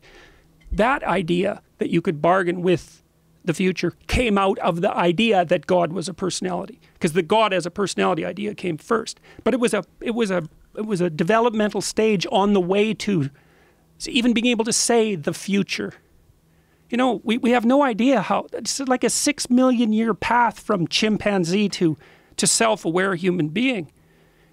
And we have no idea where these unbelievably sophisticated ideas that we have come from, like the idea of sacrifice. Do you know how much blood was spilled before human beings were able to sacrifice abstractly instead of killing something? We had to act out. God enjoys you killing something because he's happy with the blood. We had to act that out for God, who knows, 20,000 years, 100,000 years, before we got anywhere near the idea that you could do that abstractly. So when I look at these old stories, I look at them like an evolutionary biologist. Now, I'm not trying to reduce them in any way, because what we don't understand about evolution, that could make a very thick book. And there's other strange things about religious phenomenology that we don't have a clue about. Like the fact that the drugs often called entheogens or psychedelics can reliably produce mystical experiences. Like, no one has any idea what to make of that. You can just discount it. It's like, yeah, well, they're drugs. Yeah, sure. People have been using the things for, who knows, 50,000 years, 150,000 years. They might be the source of all our religious ideas. I'm not saying that they are, but they could well be. And so, why do we have a capacity for mystical experience? Who knows? It's associated with the sense of awe. It's associated with the same feeling that you get when you listen to particularly dramatic music, or when something moves you deeply, and the hair on the back of your neck stands up. You know what that is? That's piloerection. That's the same thing that happens to a cat when it looks at a particularly big dog. It's awe. You feel that when there's a swell of music, awe. The hair stands up on the back of your neck. It's like you puff up just like a cat, except, like a bald cat. So, what do you make of this idea that, well, not the idea, but the reality that these entheogens closely mimic human neurochemistry? No, they do. There's absolutely no doubt about that. But what do you think the reason for that is?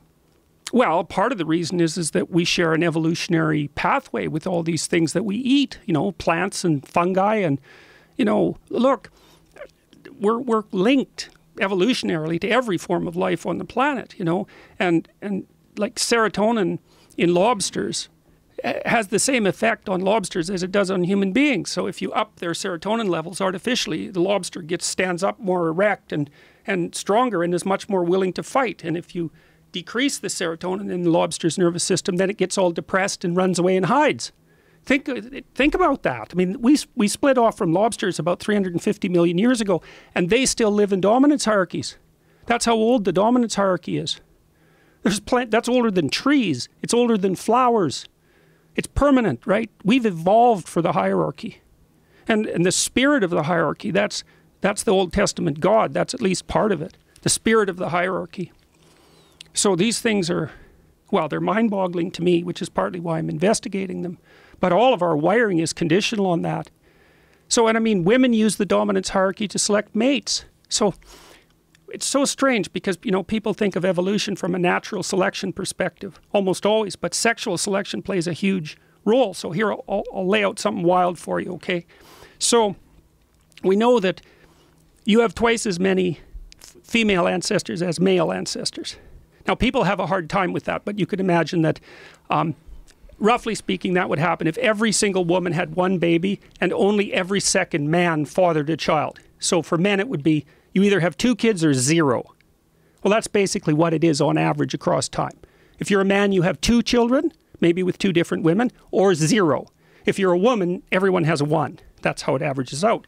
So there's more disparity of success among men, and that's very common in the animal kingdom, by the way. Now, the question is, how do women select their mates? Now, unlike female chimps, female humans are choosy maters. Female chimps will mate with any chimp. They go into heat, they'll mate with any chimp.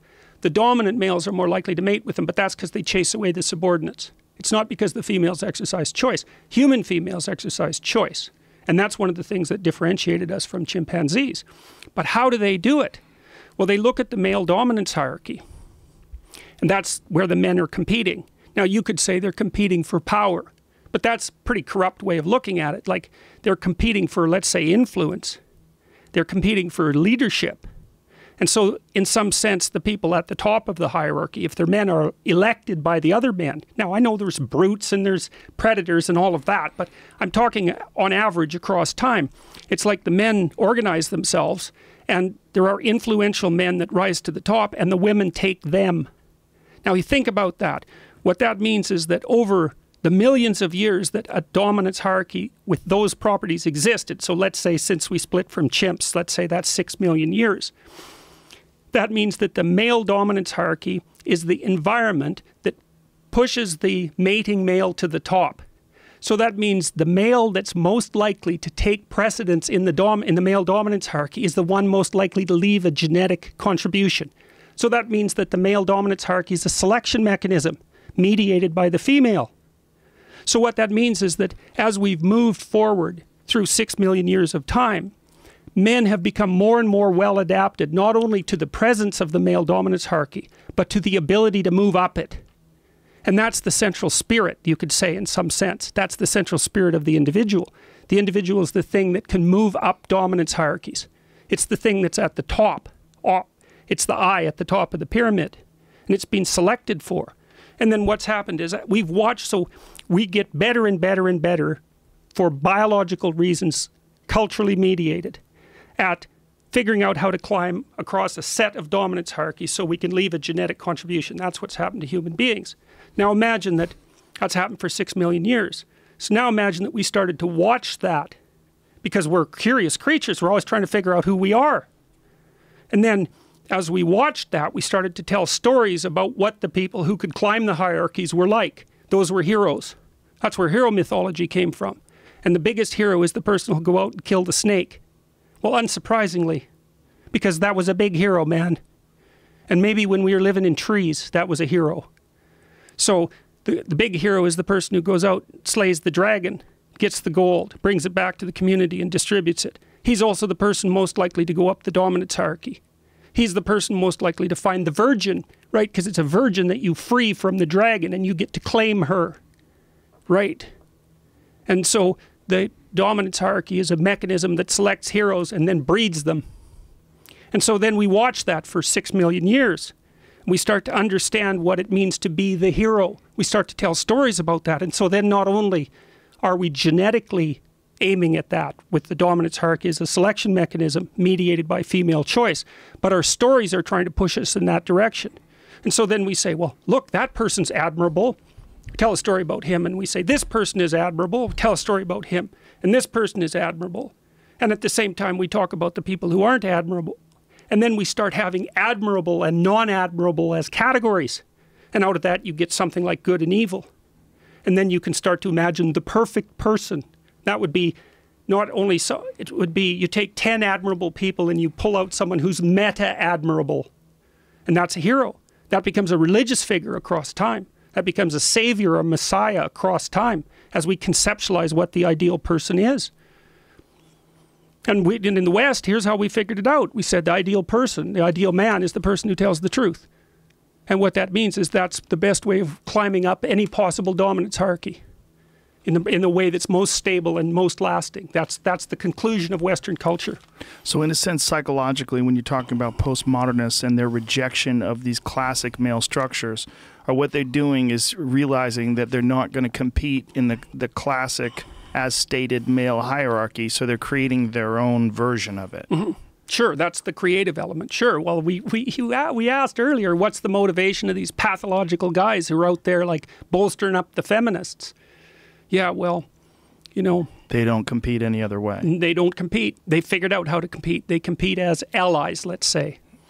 Very sneaky. Wow. Yeah. Wow. Sneaky. Yeah. And that's how everybody always describes him too. When I mean, it's almost like I avoid doing it because it just almost feels gross to label them like that. But that is the way you think of male feminists. You think of them as sneaky. And it's creepy and discriminatory towards classic male behavior. Yeah, well, and no wonder. Yeah, they haven't got a hope of competing in that hierarchy. Wow, that's deep. That is deep. This is going to be hurtful to a lot of people. There's a lot of people listening to this right now, very upset. Yeah, very, well, very you triggered. know, you asked earlier why the postmodernists don't like blunt speech. Yeah, that's why, man. You know, it's like the truth is something that burns. It burns off dead wood. And people don't like having their dead wood burnt off, often because they're like 95% dead wood. And believe me, I'm not being snide about that. It's no joke. When you start to realize how much of what you've constructed of yourself is based on deception and lies, that is a horrifying realization. And it can easily be 95% of you. Things you say, things you act out. You know, well, you see that in Pinocchio, which I often discuss. You know, Pinocchio, when he gets corrupt as he matures, he first learns to lie, and then he becomes a braying jackass on Pleasure Island. It's like, and he's threatened by the underground authoritarians, right? They're going to sell him to the salt mines. It's like, yeah, that's for sure. It's exactly right, man. So then you figure out you're a braying jackass and you're lying all the time. That's a terrible realization. And then all that needs to be burnt away. And the people don't like that. You know, Now, you've been embattled in this conflict for quite a long time. And I've got to imagine that the way you look at the world, the way you see things many, many steps ahead, do you see any sort of a logical conclusion to this process? Do you see any light at the end of the tunnel, or do you see an impossible to avoid conflict? Like, what do you see when you look at this whole thing long term? Well, I would say I can't look at it long term. And the reason for that is that, and this is why I get a kick out of all the Kekistan boys. You know, I do believe that we're in a period of chaos. What's a Kekistan? Kek is a mythological country that's ruled by chaos, by the god Kek, who's a frog, as it turns out. So I don't know about this. Well, you need to look them up. That's a big internet thing, Kekistan. Yeah? Yeah. A big internet thing? All I know about the frog is the frog, the Trump frog, the Pepe the frog, who is apparently so distraught that his frog has been used to yes, align he killed him with, off. Yeah, he killed him off, but good luck, he didn't. All right, so that's stupid because the that's people not gonna who were using Pepe, I haven't got the story quite right, but I'll get it mostly right. The people who were using Pepe as a meme. There it is. That's Republic it. of Kekistan. Yeah, this so they used this symbol KEK to replace LOL. And the reason they did that was because KEK in Korean means LOL. And so it was just this little joke. Kek, K-E-K. Well, then somebody found out these were people who were using Pepe, remember. It's a frog. Then people found out that Kek was an Egyptian god. And he was a frog. And he was between categories. Sort of like a transsexual, by the way. He was between categories. And so now they have this Republic of Kek, and it's ruled by this Egyptian god, whose name is Kek, who's a frog. Hold on, go back. Don't keep changing this. Jamie's doing this in the background while you're talking, but look at this. There's a frog with a Make America Great Again hat and he's got like a tombstone. It says, "Those who served in the meme war, 2015 and 2016.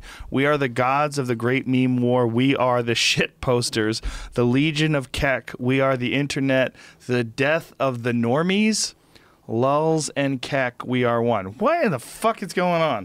That is the question, and that's the question you asked me, and my answer was I don't know. We're in a period of chaos.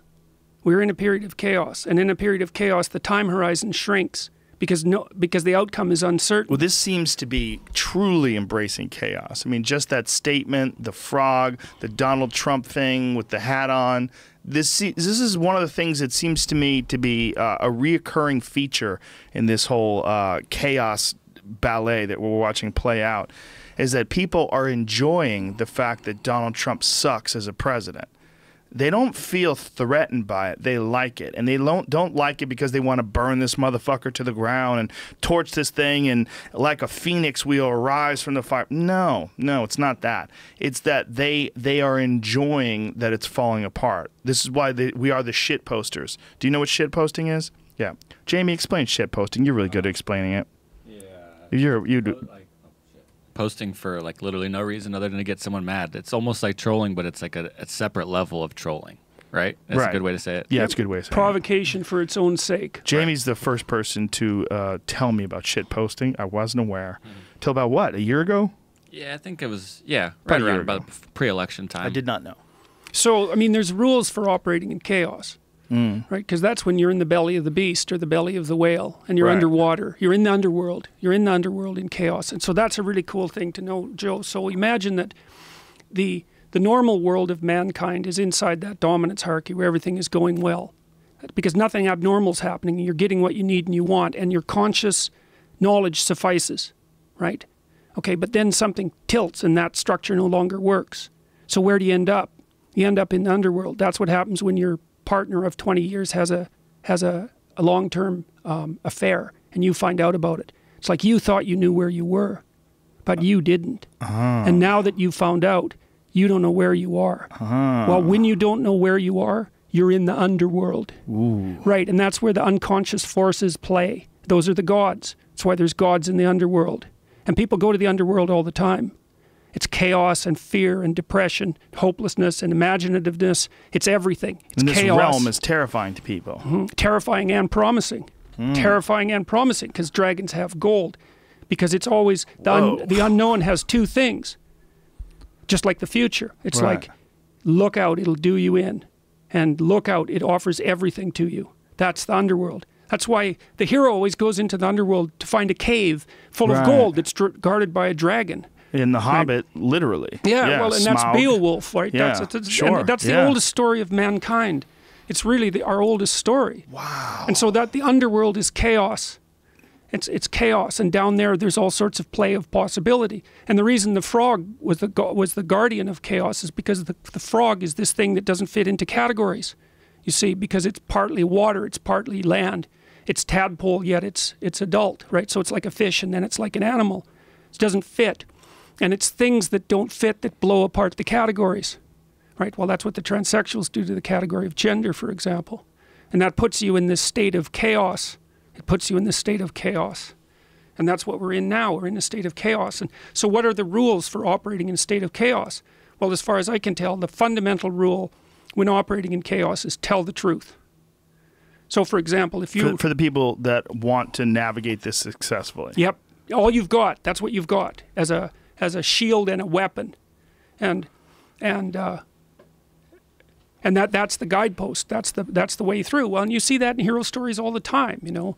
So it's allegiance to the truth, but the truth is a strange thing. It's a very strange thing. Often the hero in a story has to assimilate their dark side before they're capable of telling the truth. Right? In The Hobbit, for example, he has to become a thief. Right? Because he has to get tough. That's the thing. That's the thing. Also, the thing about telling the truth is that it's not for the naive. Not at all. And partly it's because it burns off dead wood. It's partly because it hurts people's feelings. It's a sword. So you have to be a warrior. Wow. A truth warrior. In this time of chaos. Right. What emerges from this? Right.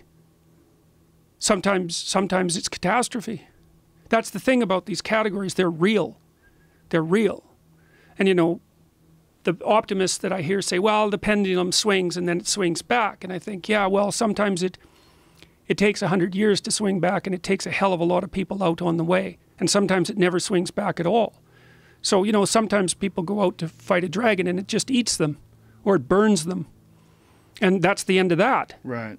And like, we're in an unstable period of time at the moment, in a transition period of some sort. I can't put my finger on it, but I know that that's partly why what I've been saying has been resonating with people, because obviously it's not about pronouns. Well, it is. It is, except language turns out to be about a lot more than, like, you can't take a little thing like the desire to transform pronouns and think that that's a little thing. Well, it's not a little thing. It's also your disagreement with this use of these new gender pronoun words they're trying to force on people has opened up this discussion where you can enlighten people on your very deep understanding of human psychology. It's not just simply this gender pronoun disagreement. You're transphobic, you're racist, you're a transphobic piece of shit. It's this opportunity now because of this. I mean, essentially, they fucked with the wrong dude. I mean, to say it the right way, because your understanding of this is like a T-shirt like that. Yeah, it's like not that. Shallow in any sense of the word. I mean, to engage you in this battle of rhetoric it allows you to expose your very deep understanding with the problems that are going on right now with human beings in general. Well, it looks like that to me, because what happens, as far as I can tell with my YouTube channel, say, is that people are often pulled in because of the social justice warrior stuff.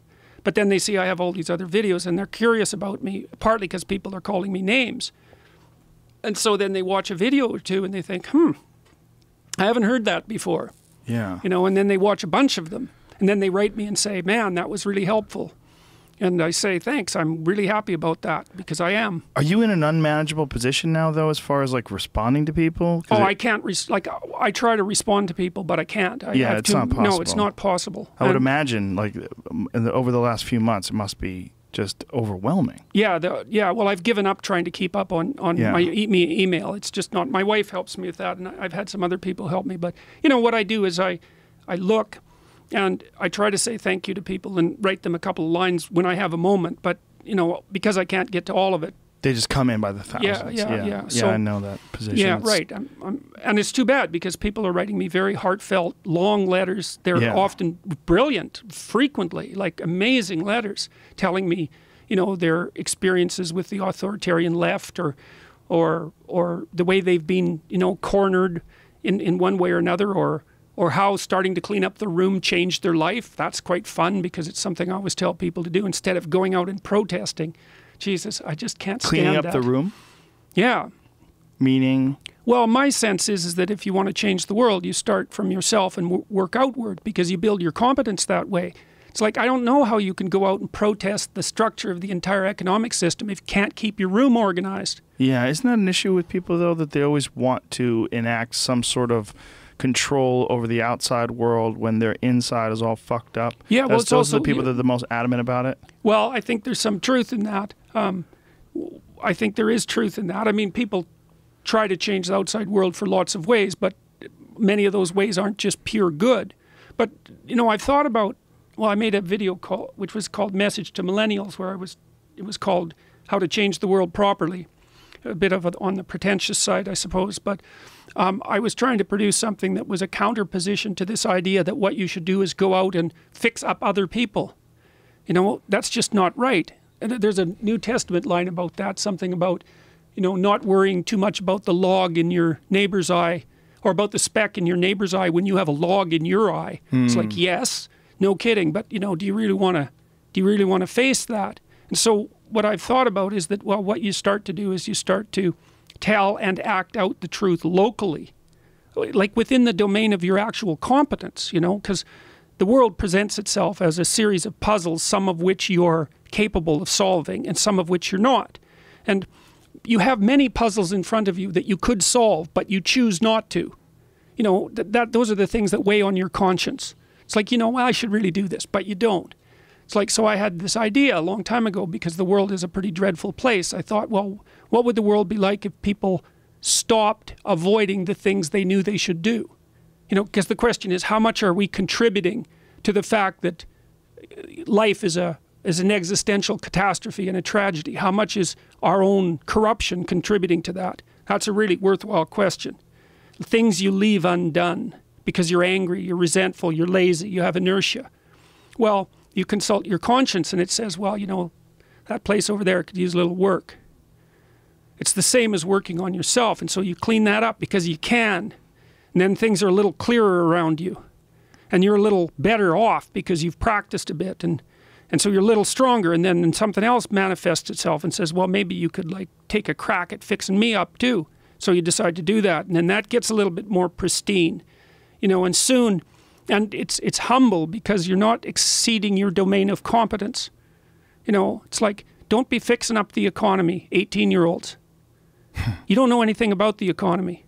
It's a massive, complex machine beyond anyone's understanding, and you mess with it at your peril. So, and can you even clean up your own room? No. Well, you should think about that. You should think about that. Because if you can't even clean up your own room, who the hell are you to give advice to the world? That's a very, very important thing for people to hear. It's a very important thing for people to hear. So many times, I mean, here's a perfect example that people will understand and be able to resonate with. It'll resonate with them, rather. When you see people that have a lot of inspirational memes on like Instagram and Facebook, they're almost all fucked up. L. Ron Hubbard was completely insane and was self-diagnosing. And one of the things he was trying to do, I mean, if you read Lawrence Wright's book, Going Clear, he was clearly trying to fix himself in creating this religion. This religion that was a lot of it based on self-help principles that he took from other sources. That you see from a lot of these people that are like, I mean, there's legitimately motivational people that find great benefit in being an example, a powerful, strong example, and they find great comfort in showing people their methods that they've used in order to improve their life, like your own self-auditing system that you're promoting. Yeah. So it's not that they're all it's all not real, or you know. No, there's not like there's no way that people can improve themselves. Right. Quite the contrary. People can improve themselves, I think, to a degree that we don't understand. You know, because a human being, for better or worse, is something potential as well as something actual. Right. And that's really weird, that idea of potential, because it's not actually measurable or tangible, but we seriously believe it's something like the idea of spirit. You know, but potential. Yeah, but people believe in it, you see. Yeah. Because I might say, well, you're not living up to your potential. And you might disagree, but you would definitely understand the statement. Right. And you think, well, what is this potential? It's like, it's not actual. It's not real. But it is, isn't it? Though, if you see someone, especially artistic, like you see someone who may be self-sabotage with drugs or alcohol or personal chaos, but they can create amazing music, but they never get it out. You see that oftentimes with artists. And oftentimes you see that after initial success. You'll see some amazing motivation early in their career, then initial success, and then self-sabotage after the fact, not realizing their potential. Obviously, they've hit some sort of a frequency where they resonate with people that appreciate them. Authors, you see that with musicians, comedians, all sorts of people that create things. And then they're not living up to their potential because they've allowed the demons to take over the inner workings of their mind. You know, so, and again, I'm not talking, I mean, there's a lot of sincere people that are motivational people that I follow. I think there's a lot of people out there that are, and they take great pleasure in expressing to other people the things that have benefited them. So I don't want to sell them short. No, well, see, this is part of the reason I like the psychoanalysts, Freud and Jung. Because, and I would say particularly Jung, because I haven't read anyone I regard as deeper than Jung. He's terrifying. truly terrifying. But here's one of the things that differentiates him from the typical self-help person. I really love this, is that he believes that the pathway to completion as a human being is through the embodiment of the monster. Embodiment of the monster. That's the discovery of the shadow. You see, so Jung didn't believe that you could be a good person until you realized your capacity for evil. I don't mean acted it out in the world. But understand that it's possible. Well, not only understand it, but then to bring it under your control. You see, because there's a big difference between someone who's naive and is a good person. They're naive, they're a good person because they can't not be. They're like a domesticated house cat. There's nothing, they don't even have the capacity to be bad. So there's no morality in that. The morality comes when you're a monster and you can control it. And that's the Jungian encounter with the shadow. So Jung said, for example, that the roots of the shadow go all the way down to hell. And what he meant by that is that, well, you can think about it literally, you can think about it metaphorically. We'll just think about it metaphorically. It's like, if you start to understand who you are, then you understand the Nazis. And who wants to understand the Nazis? You know, I can understand sex criminals. I can understand them. Right. I can understand Nazis. And the reason for that is because I can see that as an aspect of myself. Truly. But one of the things that's so interesting, and it's terrifying to realize that, which is why it's terrifying to realize the shadow, which is why people don't do it. It's no wonder they don't do it. You know, it's a horrible thing to realize that you're human and what being human means. Like angel, like Christ to Satan, that's the human being. And you might say, well, those aren't real. It's like, okay, well, they're figments of the imagination that the human race constructed to describe themselves. Fine. Does that make it less frightening? I don't think so. So, and it doesn't make it any less frightening if you take those two extremes seriously. And you might say, well, who's going to take the Christ extreme seriously? It's no problem, man. Dispense with it. You try getting rid of the other side. See how you do with that. So, Jung's idea that you find so compelling was essentially that one has to understand their potential for horrific behavior, that it almost exists in all of us, that it's a facet of just the human experience. Well, look, I know partly why you're so popular. It's because you're a monster. I mean, look, I watched what you did to the Kardashians on your and Jenner on your comedy show, man. You did this whole gargoyle thing.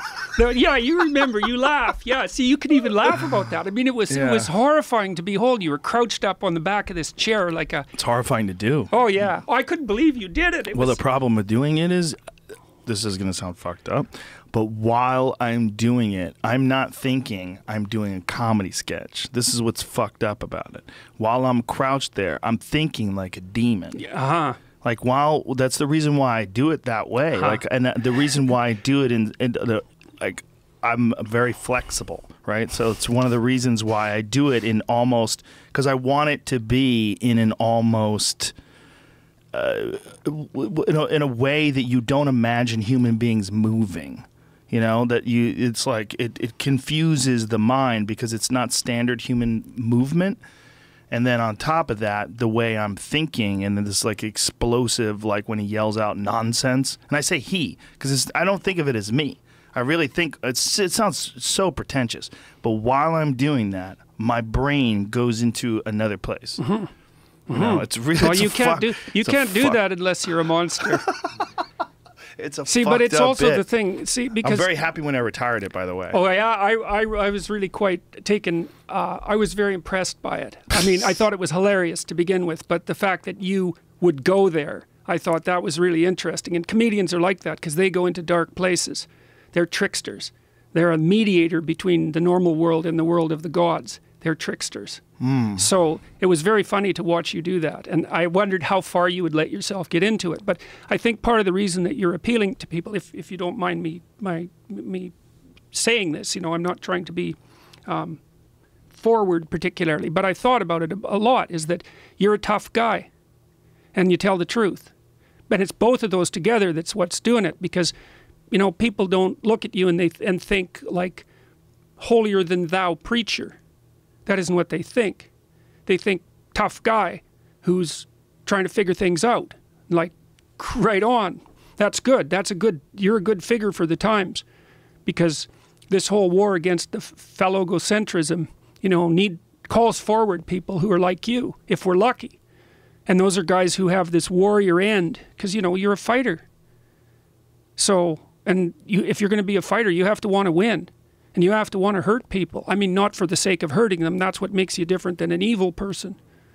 But you have to have that capacity. You have to develop that. And, you know, that's the step on the way to enlightenment, weirdly enough, because that isn't what people think. Well, I definitely think that truth is a valuable commodity in this very bizarre time.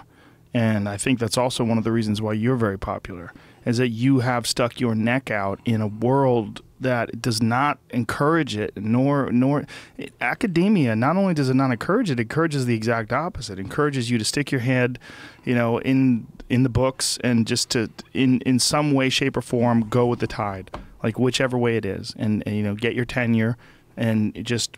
Yeah, well, it's intellectual pride. Yeah. You know, but I don't consider myself an intellectual precisely. What do you consider yourself? What is an intellectual if you're not?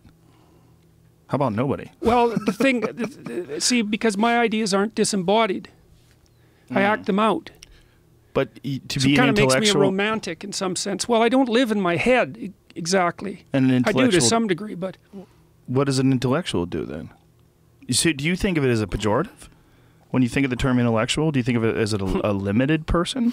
Well, it's a funny thing. When in this book called Thus Spake Zarathustra, Nietzsche has his Zarathustra come down from a mountaintop after being enlightened, and he sees this, he goes into the public square, and there's this little tiny being there, like an inch high, and it has a gigantic ear on it. And it's talking, and people are gathered around listening. And that was sort of Nietzsche's metaphor for an intellectual. It's like... mostly little, except maybe the rational faculty or something like that, expanded to monstrous dimensions, unbalanced in that manner, and prone to become the subject of totalitarian ideology. That's the worship of the rational mind that the Catholic Church always warned against. You know, it's not like the Catholic Church. Of course, I have to say this. I won't even say it. But you don't need to. No, that's right. That's right. So, but the point is they had a warning, and the warning was that the rational mind liked to fall in love with its own creations. Right. So the term intellectual, the problem is that it identifies one aspect, and it sort of defines one aspect of behavior and thinking, only one. Yeah, it's the intellect. It's not a well, what happens is it's like the intellect is raised to the status of highest God. That's the right way to think. See, the God idea, here's another way of thinking about it that's quite cool. I learned this from Jung, and you can take it for what it's worth. The highest ideal that a person holds, consciously or unconsciously, that's their God. It functions in precisely that manner. And people might say, well, I don't believe in God. It's like, well, it depends on what you mean.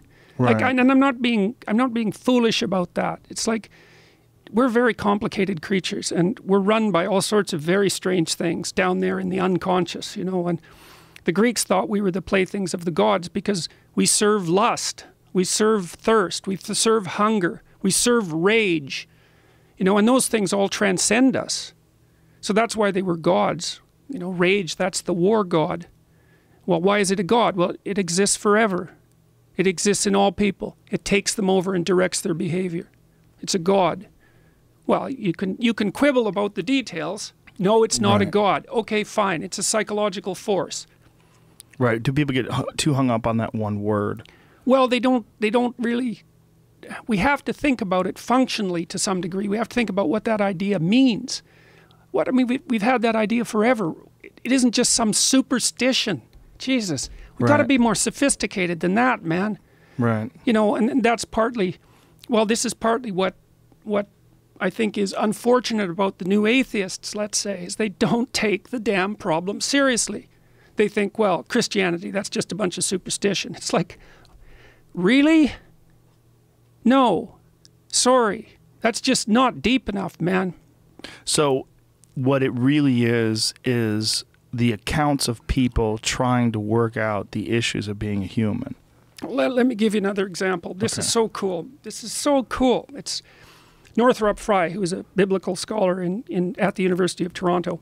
This was one of his elucidations of the structure of the Bible. So the Bible's actually a story, which is weird because it's a whole bunch of different books written by a whole bunch of different people, edited kind of willy-nilly over thousands of years and then assembled, you know, by committee. It's a really strange book, but it has a narrative structure. So, and that sort of emerged as a collective decision across these thousands of years. So the Old Testament, here's the rough story in the Old Testament. Israel is sort of a middle power, and it rises to power, so, and domination. And then a prophet arises and says, look, you guys, you're all successful now. You're starting to get corrupt. You're not paying attention to the widows and children. You're not running your state according to the superordinate principle. You might say, well, the superordinate principle doesn't exist. It's like, okay, keep running it that way and see what the hell happens. That's what the prophet says, usually at the risk of his life. He says that to the king. It's like, fine, you don't believe in God, you don't believe in the superordinate principle, let's say that, the superordinate ethical principle, no problem. Keep doing what you're doing. Let's see what happens. Well, what happens is Israel gets wiped out, you know, and then for generations it's enslaved or its population is being destroyed, and then it sort of climbs back up to power, and then it gets powerful for a brief period of time and it gets corrupt, and a prophet comes up and says, remember that superordinate principle that you made a covenant with? You're not paying any attention to it anymore. You better look the hell out. And everyone ignores it, and bang. So it's order, corruption, chaos. Order, corruption, chaos. That happens 6 times now. So there's an idea behind it. The idea, because the state keeps rising, there's an idea that emerges out of that the aim is the perfect state. That's a utopian dream that arises out of that, let's call it, learned process over thousands of years. If we could only get the state perfect, if we could only get the state of perfect, well, let's say like the state of Israel or the Russian state, the communist state, if we could only bring utopia in at the political level, our problems would be solved. Well, then what happens is there's a transition in conceptualization. That happens with the New Testament. And the New Testament conceptualization is, wait a minute, the state isn't salvation. The individual is salvation. Now you say, well, we're going to just throw that out, are we? That was a hell of a discovery, man. And then there's more to it. It's not only is the individual salvation, it's the truthful individual that's salvation. You think of how difficult a concept like that is to develop. If there's anything less self-evident than that. You know, because you think, well, who's going to run the dominance hierarchy? It's like the biggest bloody monster with a club. It's like, no, it turns out those are unstable. Those societies are unstable. They don't work. They collapse into chaos. They get corrupt. They lose sight of the superordinate principle, whatever that is. The stable solution is the individual that tells the truth. And it's taken us forever to figure that out. And that's partly what the postmodernists are after. That's their anti-phallogocentrism. That's why they skitter off and hide in their ideology. They're afraid to come out. They're afraid to be seen. They're afraid to speak because they have nothing to say. So we have to get sophisticated about this stuff, or we're going to throw it away without understanding it. It's unbelievable. Like that story is, it's the story upon Western civilization. It's the story upon which Western civilization is founded. That's why Nietzsche said when God was dead that everything would collapse into chaos. He didn't say that triumphantly. He knew what was going to happen. So did Dostoevsky. That's why I admire those people so much. They knew what was coming. So what I've been trying to do, and I've been guided in large part by Jung, because he was the first. See, Jung took Nietzsche's problem seriously. Nietzsche said, look, we're losing our faith. We're losing our ability to relate to this superordinate ethical principle. And he actually blamed Christianity for killing itself with the sort of truth that it had produced. Said, so we're going to lose this, and it's big trouble. Make no mistake about it, because our whole society is founded on those principles. We get rid of the animating spirit at the base of it, we're going to lose all of it. So, and Nietzsche thought, well, we're going to have to become superhuman to manage it. That's where his concept of the overman comes from, or the superman, which the Nazis sort of pulled off and parodied, I would say. Now Jung, you see, Jung was a student of Nietzsche's, not directly, but very much influenced by him. Jung thought that Nietzsche was wrong, that we couldn't create our own values. Because look, it's so hard to create your own value. Like, let's say you're kind of an overweight guy and you decide to go to the gym for your New Year's resolution. It's like you don't. You go twice and then you stop, and it's because you can't create your own values, right? It's hard. You're not your own slave. You can't just tell yourself what to do. You have a nature. And so Jung's idea was, well, that we had to go back to the mythology. We had to go back to the stories. We had to go back into the underground, unconscious chaos and lift out what we had forgotten. And that's what he was trying to do with his psychology, and he's done it very effectively. Very, very effectively. He was a revolutionary thinker, but very difficult to understand. And so I've been working with Jung's ideas for a long time, trying to, I would say, make them more rational and articulate. And believe me, that's no critique, because every time I go back to Jung, which I do from time to time, thinking I've kind of mastered him, I learn a bunch of stuff that I didn't know. So what I've been trying to do is to resurrect, I'm trying to resurrect the dormant logos, I suppose, if you have to put it that way. That's what I'm trying to do, and it's mostly in men. And they're starving for it. Why mostly in men? I don't know. That just seems to be what's happening. Like, about 90% of my viewers on YouTube are men. But then when I go speak publicly, it's all men. What the hell are they doing coming to hear somebody speak? Men don't do that, right? Women do that. And then I talk to them about truth and responsibility, and their eyes light up, because it's like no one ever mentioned that before. And it just boggles my mind. I'm asking because I feel like that is a gigantic theme today, that men searching for some sort of reason or some sort of, I guess without a better word, path, some sort of path. I mean, it seems to be very, very prevalent today in almost all walks of life. Men feel disenfranchised with this world that they find themselves stuck in. Well, there's a reason that superhero movies are so popular. You know, that's polytheism. That's the return of polytheism for all intents and purposes. I mean, what the hell are those things? They're demigods. Right. Obviously, one of them's Thor, for God's sake. I mean, how more obvious could it be? Right. You know, and so you might say, well, who's the leader of the demigods?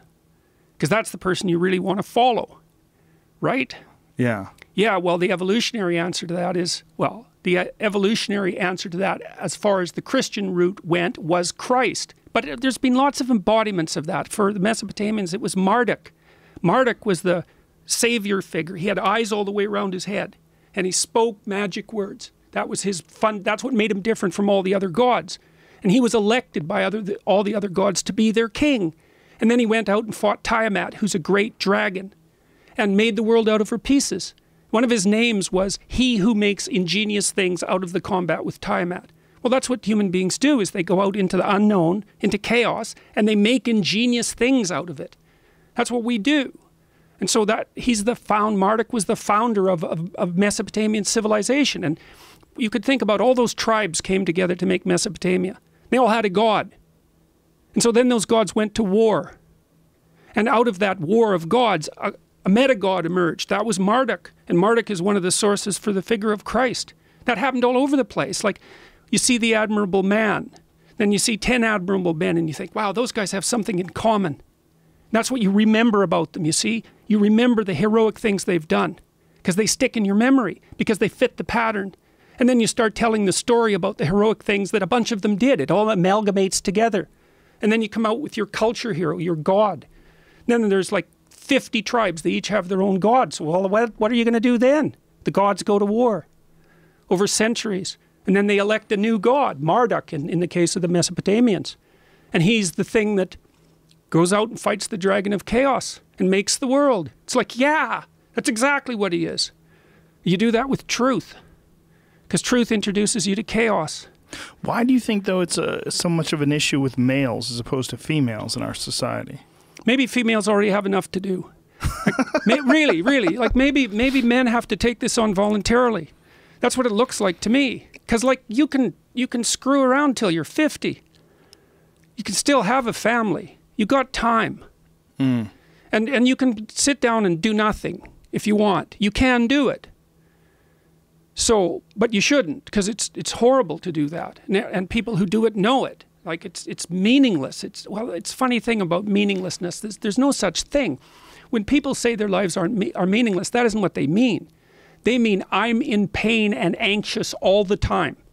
That's what they mean. Those are meanings, man.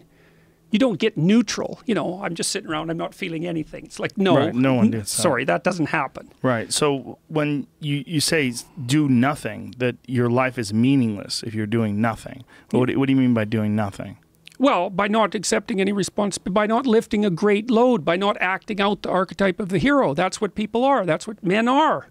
If they're anything. They're mythological heroes, if they're anything. Through some path, whatever it be. There's lots of paths. I mean, so look, there's an old medieval idea. This is the idea of the imitation of Christ. This is something that Jung elaborates on a lot. He believed, this is one of the things that he said, was that the proper goal of a Christian, roughly speaking, is to enact the meta pattern of Christ's life in their own, to make it their own story. And so what did he mean by that? Well, part of it is, see, one of the things that characterizes the mythological figure of Christ, let's say, is that he takes on the burden of mortality voluntarily. He accepts it as a precondition of existence. And we have to do that because otherwise we get resentful. Like, life is hard, make no mistake about it. People's lives are tragic. You know, if you pick a random person off the street and you ask them about their life, man, usually there's things that have happened. They just beggar the imagination. It's no wonder people are angry and resentful and bitter. But the way out of that is to accept it, to accept your mortality, and that helps you transcend it. That's partly what the crucifix symbol means, because it was accepted voluntarily. You have to accept your death voluntarily. That's part of the path of the hero. It's a very difficult thing to do, obviously. What's your alternative? Yeah, obviously. I think people are constantly searching for that thing that you just described, the thing of meaning, having meaning in this life. And that meaning has a different definition for everybody. I mean, everybody's meaning is different. I mean, your meaning might be very different than mine or Jamie's. I mean, you kind of have to have your own path. And I think that's also one of the reasons why people are so confused, is because you're thrust into an early age into a very rigid system of education, and then of jobs, and then of career structure, where you're in this place, and most people don't feel like that's what they're supposed to be doing. And we feel very alienated by the very structure of society that we are embedded in. Of course. Well, one of the, there's two primary masculine mythological figures, and one is the wise king, and the other is the king who devours his own son. Right? That's the patriarchy that the feminists are always talking about. Well, of course, it's always there. So society is a destructive force. It doesn't care about you as an individual. It needs you to be part of society. It needs you to adopt the norms and to squelch your peculiar individuality and to be a cog and to be socialized and, to hem yourself in and control yourself and not be impulsive. And yeah, it's a tyrant. But the thing is, society isn't only a tyrant. That's the thing. It's like, how about a little gratitude in there? Well, people have a hard time with this because we like it when a thing is only one thing. But society is always two things. It's the thing that alienates you and the thing that's your benevolent father. Always. Now, sometimes it tilts harder towards the tyrant, and that's not so good. But that's an archetypal reality. So, what do you have to contend with in life? This is why these are archetypal realities, because everyone has to contend with them.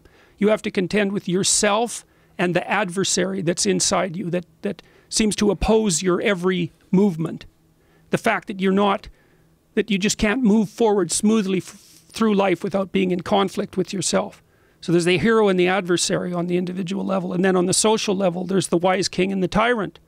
You're always going to run into that. I don't care if you're a Bantu tribesman or a New York lawyer. All those things you're going to run into. And then in the natural world, you're going to run into the destructive element of nature, right? That's the Gorgon. You let that thing get a glance at you and you're one like frozen puppy. But also there's the benevolent element of nature. That's feminine. That's Mother Nature. Both of those extremes. And that's the world. That's the archetypal world. And it's because it's eternal. as far as human beings are concerned, those things are always there. That's our true environment. It's not these things we see around us. They're lasting no time. These other things last forever. And that's what we're adapted to. We're adapted to the things that last forever. So, but yet we go through this finite life searching for meaning. Well, and it's funny to note where meaning seems to locate itself. You want a meaning that justifies the suffering. It's something like that. That's a transcendent meaning. It's like, this is hard, but it's worth it. Okay, so what do? Pick something worth it, right? That's partly what I try to get people to do with that future authoring program. To say, okay, look, here's a place to start. You got your miserable self right now. It's like 3 to 5 years out. Imagine what your life could be like if you had what you would give yourself if you were taking care of yourself. What would life be like? Just come up with an idea even about that. And so then people do that. And then they write out a plan to attain it. And then the college kids are like 30% more likely to stay in university if they do that, especially if they're men. Because men need a purpose. I think women have a purpose. Now they have 2 purposes. You know, they're going to have a family. That's a major purpose, man. Like just to give birth. That's no joke. And then you're devoted to something for like 20 years. You got your adventure right there. Yeah, but a lot of women find great offense in someone saying that, especially a man saying that, mansplaining that a woman's purpose is to breed, right? I mean, isn't that a giant issue that a lot of women have? Well, I didn't say that was the only purpose. I know that you didn't. Oh, yeah, people have an issue with it, but it's like, grow up. You know, if you're a sophisticated person, as far as I'm concerned, how many important things are there in life? Well, one of them's family. Like, it's as simple as that. Now, you might say, well, family isn't the end-all solution. It's like, yeah, well, thanks for pointing that out, you know. I've dealt with plenty of pathological families. But it's a huge part of life. You have a mother and a father, you have children. It places you in the world. And any society that... Look, there's a reason societies worship the Virgin Mother and the child. It's because societies that don't die. And so people say, well, you know, that relationship between mother and child isn't the only thing. Okay, fine. It's still a sacred thing. And you miss it. You miss it. If you're female, you miss that at your peril. Now, that doesn't mean there aren't women who shouldn't miss it. Because maybe they have another purpose that transcends that. But that's rare. It's very, very rare. And I would caution any women listening, if they're young, not to be deluded into the idea that their career will be of such high quality that it self-evidently trumps having a family. You have to have a hell of a career before that's the case. So... Don't you think that's unique to the individual, though, that some people just... they'll be more satisfied, and I mean, depending on what they're doing artistically or creatively or whatever it is. Yeah, you can't make rules for the exceptional. Right. You know, they do what they're going to do. Those are open, maybe those are open people. They have genius level IQ. Like they're spectacular in some manner. And so there's a reason they're going to step outside the norm. They're shapeshifters. No problem. There's always going to be people like that, and we need them. How do they know when they're that? Well, telling the truth is a good start. Because then you don't fool yourself about who you are. You know, that's one of the things I tried to think through is why you should tell the truth. So it's not self-evident, man. A smart kid, the smarter the kid, the earlier they learn to lie. Lying is very powerful because you can manipulate the world with your language. And then you can get what you want lots of times or escape from things that you don't want. So why not lie all the time? Well, I think the reason is, there's a bunch of reasons, but one of them is that you can't trust yourself if you lie. And there's going to be times in your life where you have no one to turn to except you. And so if you've stuffed yourself full of lies, then you're going to be in a crisis one day and you're going to have to make a decision and you're going to decide wrong. And you're going to be in real trouble because you won't have the clarity of mind necessary to make the proper judgment because you've filled your imagination and your perception with rubbish. So, and if you really think that through, you see, there's this old idea in the Old Testament that fear of God is the beginning of wisdom. And I kind of understand what that means. Because one of the things, say, we do with the Future Authoring Program, we offer people a little heaven. It's like, okay, construct your ideal. Aim at it. Come up with a plan. You got to modify the plan, no problem. You're going to do a bad job of it? No problem. Just do it. Okay, so then now you've got a goal. It's now your approach systems technically speaking. The positive emotion systems that motivate you are engaged because they're engaged in relationship to a goal. And the more transcendent the goal, the more they're engaged. But that's not good enough. It's great to run towards something you like, but it's even better to run away from something that terrifies you. So then we ask people, okay, so here, think about this real carefully. Take all your faults and your inadequacies and your hatred for life, all of that. And then imagine that gets the upper hand. And then think about where you could be in 3 to 5 years. And everyone knows, hey? Some people know they'd be a street person. Some people know they'd be an alcoholic. Some people know they'd be a prostitute or a drug addict. Like, everybody's got their own little hell they could descend into with fair degree of rapidity and a fair bit of enjoyment. And people know that. And so I say, well, delineate that out too. So you know where you're headed when you fall off the path. And so then you're running away and running towards, it's like, yes, well, that's heaven and hell. And you need it, and they're real. They're as real as anything that you can. It depends on what you mean by real, I suppose, but they're as real as you make them. How about that? And people can make hell pretty real.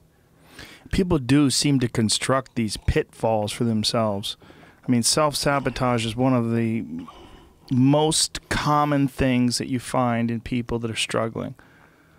I mean, you would think that someone who is struggling, the last thing they'd want to do is help themselves towards their own demise. But it's super common. Yeah, well, I thought about that too. And so you tell me what you think about this. Because if you talk to people, they say, well, I want to have a meaningful life. Generally, people want that. But then you think, well, then why aren't you? And then you think, well, what does it mean to have a meaningful life exactly? And then you think, well, maybe it means that you have to take on responsibility because your sacrifices have to be worth something, right? It has to have some meat, what you're aiming at. It has to be something that can elevate your worm-like self to the level of tolerability. You know, you can say, well, yeah, I've got all these flaws, but look at what I'm trying to do. Right. That's the real ground of self-respect. Well,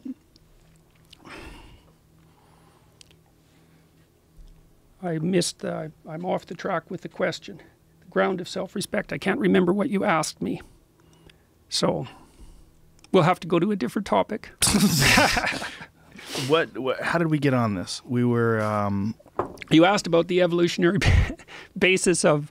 Oh, that was a long time ago. I know, it's a rabbit hole that just doesn't disappear. But where were we just now? Remember where we were just now? No, sorry. I'm distracted by something else that's happening right now. Let you know. What is it? Comey just got fired by Trump a little bit ago. And Twitter is ablaze about what's going on right now. Yeah. This is a little off topic. Yeah. But, I mean, you want to talk about a figure. Oh, I know. We were talking about men. Yes. We were talking about men and what motivates them. Yes. And so then I was talking about the fact that, you know, when I'm speaking publicly now, most of my audience is men and that their eyes light up when they're... Yes. So we were talking about the necessity of taking on the burden of a responsibility. Okay, right. Because people, not only should we be acting out the archetype of the hero, but we should be carrying a weight while we're doing it. Because we're like pack animals. We're not happy without a weight. Mm. And I do think it's something like you have to justify your miserable existence. Do you think, and this is my theory about that, I believe that there's certain human reward systems that we have ingrained in us and that have allowed us to survive this long. And that these reward systems, a lot of them entail overcoming struggle because struggle was inexorable. It was a massive part of existence, and that without struggle, our body is almost like, well, how come I'm not overcoming something? Yeah, right. And so it's almost like a trick. Like you have to trick your body and you trick your brain and trick your humanity, your very existence, into having some sort of a purpose in order to be at a baseline. Yeah, well, I'm more sense? Well, yes, it does make sense, but I don't think it's a trick. Here's why. I think that because I think there is something irreducible about suffering. I think it speaks for itself as a reality, an unquestionable reality. Nobody says to a child that's in severe pain that it isn't going to matter in a million years. Right. Right. The pain trumps everything. So then it seems to me that attempts to alleviate suffering trump everything. So if you want a responsibility, it's like, there, you got one. Try arguing your way out of that. It doesn't matter. Fine. Your suffering doesn't matter then. That's for sure. No, none of the suffering matters. You're going to go down that road, are you? You know what the face of someone who says that no suffering matters looks like? It's not pleasant. So there's no neutral position with regards to that. So you see the world is full of unrequited suffering, let's say, and who knows how much of it is unnecessary. Certainly the stuff you create seems to be unnecessary, especially if you create it purposefully, and people are doing that all the time. So if you need a burden, it's like, how about dampening down the unnecessary suffering a little bit? How about trying hard to do that for the rest of your life? See if that'll do it. And God only knows how far you'd get. You might get a long ways, man.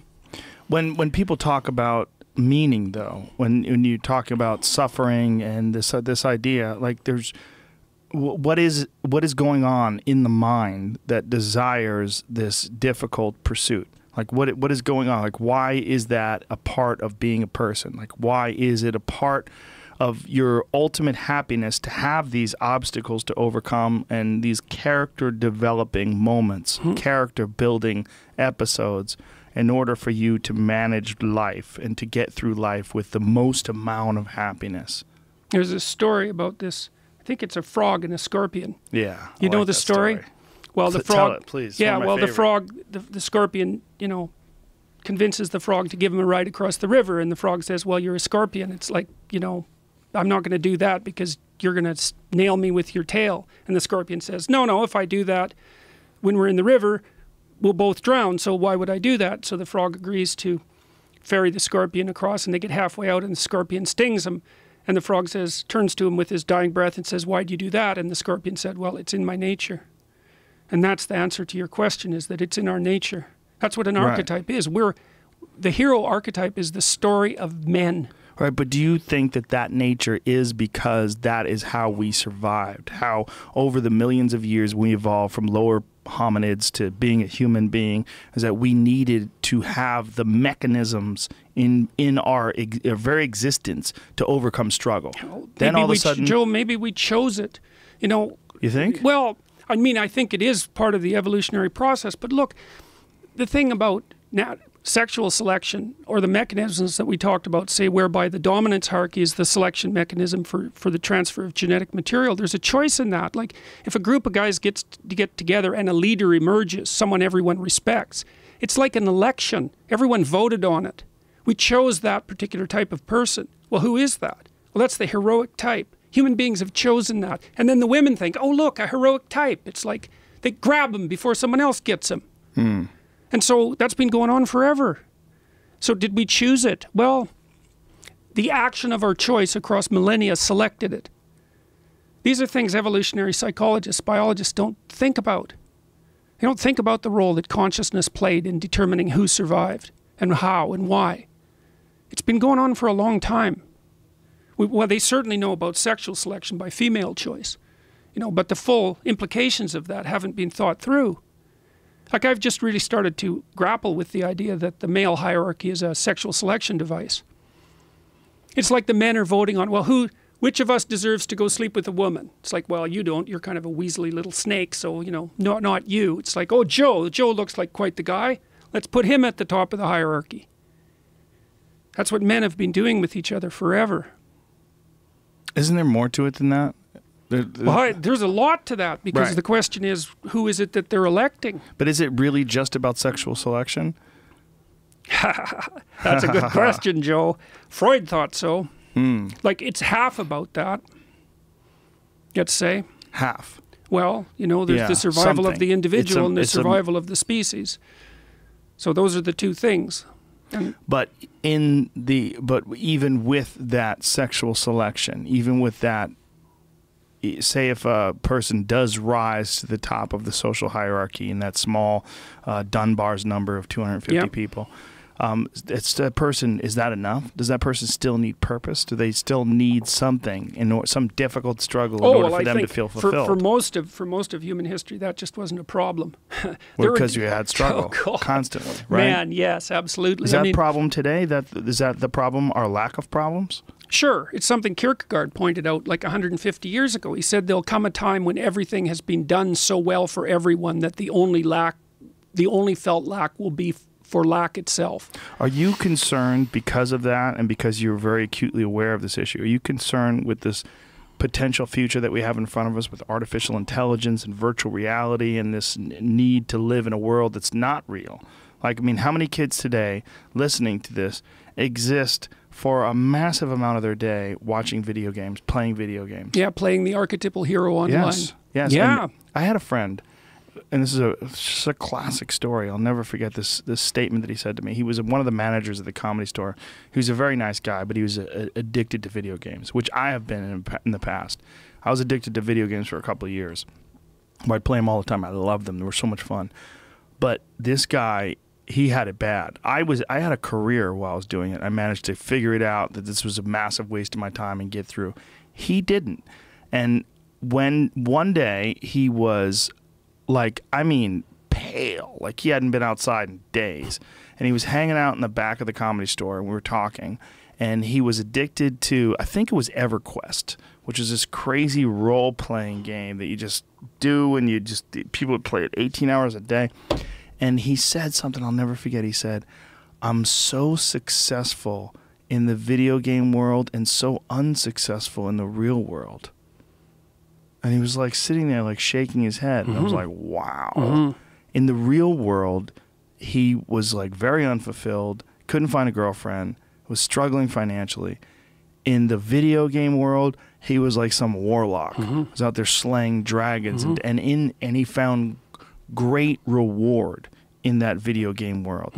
I'm very concerned that we will literally almost be like in the Matrix, plugged into some artificial electronic thing, which I think these video games that people are playing all day long, they're a precursor to that. Don't get me wrong, if you have great self-control, they're very enjoyable, they're fun, they're great social time with you and your friends, you get together, you play, and you have a great, as long as you're actually being productive and active in everyday life, I don't really think they're a problem. But my concern is that they are a precursor, and that we are seeing the beginning steps to this artificial world that we'll be embedded in the very near future.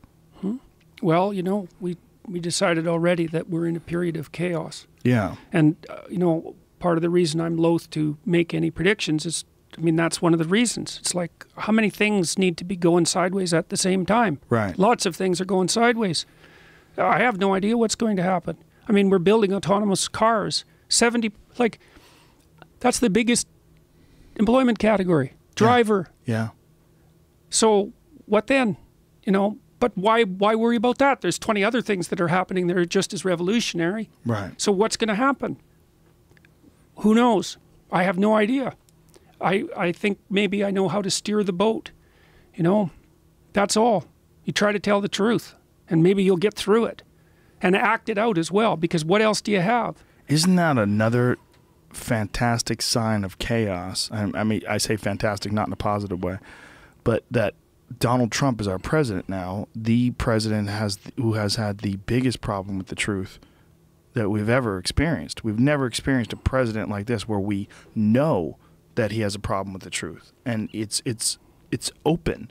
It doesn't seem to faze us. He has an unstructured problem with the truth. He was preferred as a candidate to someone who had a structured approach to untruth. Right. Right? So it's like, pick your type of lie. Right. You can pick the ideology, power-aiming lie. Or a new kind of lie. Or a more personal lie, say, if you're going to be cynical about it. Well, a new kind of lie, too, that didn't fit the standard structure that we're accustomed to and felt very disenchanted with. Yeah, or maybe a nakedly self-serving lie. It's like, oh, thank God, that's such a relief after the totalitarian ideology lies. Oh, God, when you say it that way, it's so fucked up. That's obviously it, though. Yeah, well, that's definitely part of it. And I mean, lots of people did. I know people went into the voting booth and their hand was hovering over Hillary, you know, and it was shaking, and they thought, oh, to hell with it, Trump. Wow. And so, and you know, it's a sentiment that I can appreciate. Yeah. So here we are. But that's only the tail end of the dragon. I mean, yeah. Who knows? Who can look ahead? this is a strange time we're in. And maybe it's associated with Kurzweil's prognostications, you know. I mean, he talked about the consequence of an ever accelerating technological transformation. And, you know, I mean, look, just in the last 50 years, we've had the birth control, the hydrogen bomb, and the transistor thrown at us. It's like, man, those are some pretty wild tornadoes. Yeah. And that's just scratching the surface. Yeah, so, the last 100. I mean, if you just go back to the beginning of the 20th century to today, I mean, it's unbelievable. Yeah, well, you know, in 1895, the average person in the West lived on $1 a day in today's dollars. In 1895, yes, really. In today's dollars? Yeah. Wow. Yeah, wow. No kidding. No kidding. Well, that's the other thing that people, when they find out how little the rest of the world lives on, they find out that the top 1% of the world makes about $34,000 US. Yeah, well, it depends on, I know if you're, you know, for many people, someone who's rich is someone who has more money than them. Right? Which is one of the things I really find funny about the radical left protests on the campus. It's like, down with the 1%. It's like, hey, sunshine, you're part of the 1%. You're actually a baby 1/10 of 1%er, or maybe 1/100th of 1%er. You're just angry because you're not there yet. But you will be when you're 40, and you know it, and so does everybody else. And now, instead of regarding yourself properly as a fledgling member of the elite, you want to have it both ways. You want to be fledgling member of the elite and champion of the underprivileged. So how narcissistic can you get? You want to have all the benefits of having all the benefits, and you want to have all the benefits of having none of the benefits, because just all the benefits isn't enough for you.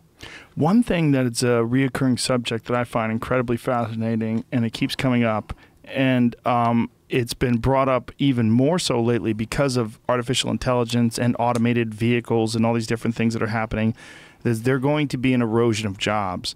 And a subject keeps reoccurring, and that's universal basic income. The idea of giving everyone a certain amount of money, whether it's $12,000 or $18,000. What are your thoughts on that? I don't know what to think about that. You know, it would require a revolution in the way people considered their lives. Yeah. And then maybe that what do people do with leisure time? What should you do with it? Well, leisure time, it's like, what is leisure time exactly? Is it sitting in a closet like a discarded android? I mean, that's often how people respond when they retire.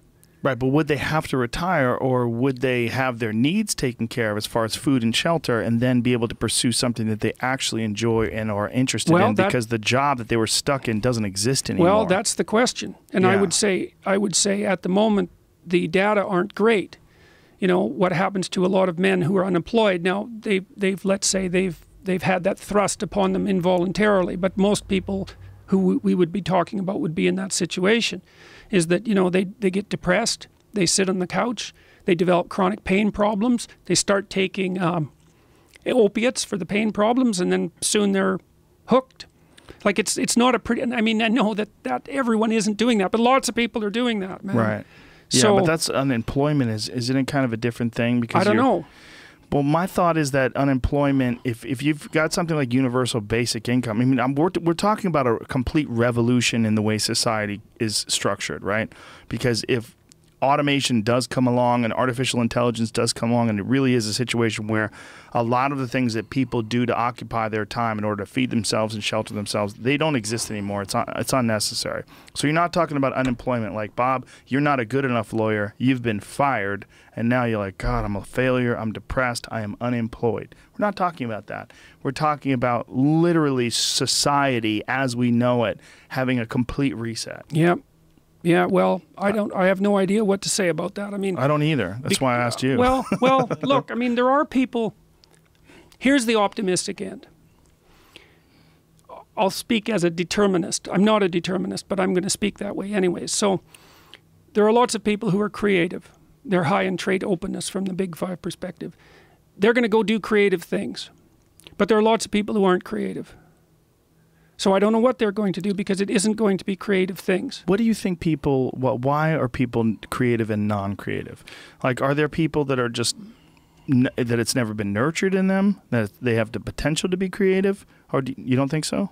No? No, the literature is pretty clear on that. I mean, the traits are highly heritable. They're modifiable, but if you're really non-creative, it's like it ain't going anywhere for you. And the reason for that is creativity isn't, like, it's not all sweetness and light, man. I mean, the reason there are non-creative people is because creative people often died. They're out doing, like, screwy things. They attract attention from people they shouldn't attract attention from, like the authorities. You know, the creative people are revolutionary. Well, tyrants don't really like revolutionaries. There's lots of reason not to be creative. Even now, like, creative people, it's hard to monetize your creativity. Artists have a hell of a time surviving, right? And so creativity as such is it's a double-edged blessing, for sure. And part of the reason that lots of people aren't creative is because it's a lot, let's think about it from an evolutionary perspective, is because it's a hell of a lot easier not to be decked out in bright colors when the predators come along. Right? You want to stay camouflaged against the herd like a zebra. You don't want to stand out. I'll tell you a little story about that. So I think I got this from Robert Sapolsky, and if I didn't, I apologize. But so let's say you're a biologist, you go to study some zebras. People think, well, those zebras are camouflaged because they have black and white stripes. Well, no, that's not camouflage. A lion is camouflaged. It's golden. It looks like the grass. You can see a zebra like 15 miles away. It's black and white. Okay, so you're looking at some zebras, and you think, well, yeah, I need to look at one zebra to figure out what it's doing because I'm trying to understand zebras. So you look at a zebra, and then you take some notes, and you look up, and you think, oh, God, which zebra was that? Because the camouflage is against the herd. Just the idea that the camouflage is against the herd, that's such a useful idea to have in your mind, that camouflage is against the herd.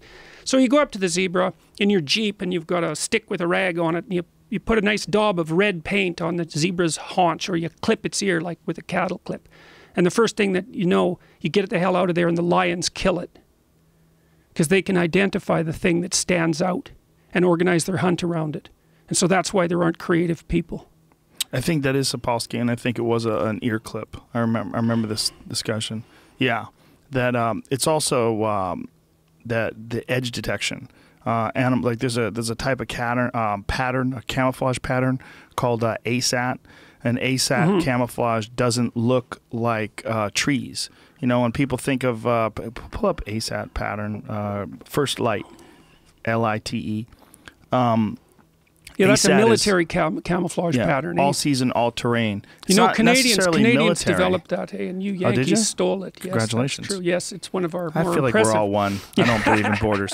It's actually for animals. There you can see ASAT. And the reason is animals can't, they only see in black and white, like prey animals like deer. And it's edge detection that they're looking for. And these things, the hard lines of the black and the brown and the lighter colors, it throws off the that's fusion. That's a different color. That's a different type of camo. But the ASAT is what we're talking about, which is right above it. That leg, right. No, see, yeah, right there. Bam. Yeah, that's it. And I'm also wrong. Canadians didn't invent this. It was the other stuff, the military. Oh, they've invented a bunch of stuff, I'm sure. Yeah. I'll give you guys that. I'm a fan of Canada, man. Yeah. I love it. I really do love Canada. I think people up there are just so much nicer. It's I've struggled to try to figure out why. I've thought about it many, many times. But I think people in general in Canada are. I always say there's 20% less douchebags in Canada. I mean, there's assholes everywhere you go, but I feel like Canada, for whatever reason, people are extremely polite. Yes, I would say. Well, I don't know. I'm not sure. I'm not convinced of it because I often think the same thing when I come down to the U.S. The people are more polite? Well, that their level of customer service, for example, is better. But I think one of the differences between Canada and the U.S. is like all of Canada, in some sense, is like the Midwest of the United States. Right. You know, so we don't have this extreme culture that characterizes the U.S. with the great lows and the great highs. We're like elevator music, you know, compared to a full symphony. And can be some really tragic parts of a symphony. So, you know, if you want peace, order, and good government, that's our constitutional credo. Then, you know, Canada is your place. But it's a middle class, middle of the road society, and that has some benefits. You know, it's nice and welcoming and not too experimental and kind of calm and secure, and those are good things. I don't think it's a place that is great at dealing with excellence, but You know. That's interesting. Do you feel like excellence is suppressed because people don't like when someone stands out too much? Yeah. I think that's true everywhere, but I think it's more true of Canada than it is of the U.S. I think it's celebrated a lot in the U.S. I mean, I think there's always going to be some resistance, especially from people that don't feel like, people always measure themselves against someone. If there's someone who's out there who's just, you know, some genius in some form or another, there's always going to be people that measure themselves against that person and find themselves coming up short. Yes. And so they try to attack that individual, someone who has just catastrophic success in some sort of a way. Yeah, well, I think that's another reason for for people to be enemies of clear thought as well, because clear thought is a good pathway to success. And so if you can go after people who think clearly, it's another way of keeping the dominance hierarchy nice and flat for your delectation, let's say. So that's the enemy of competence element that I see as part of the social justice warrior movement. Right. And the extreme lack of financial success and, and even creative success. Well, and even the insistence that hierarchies are always based on power.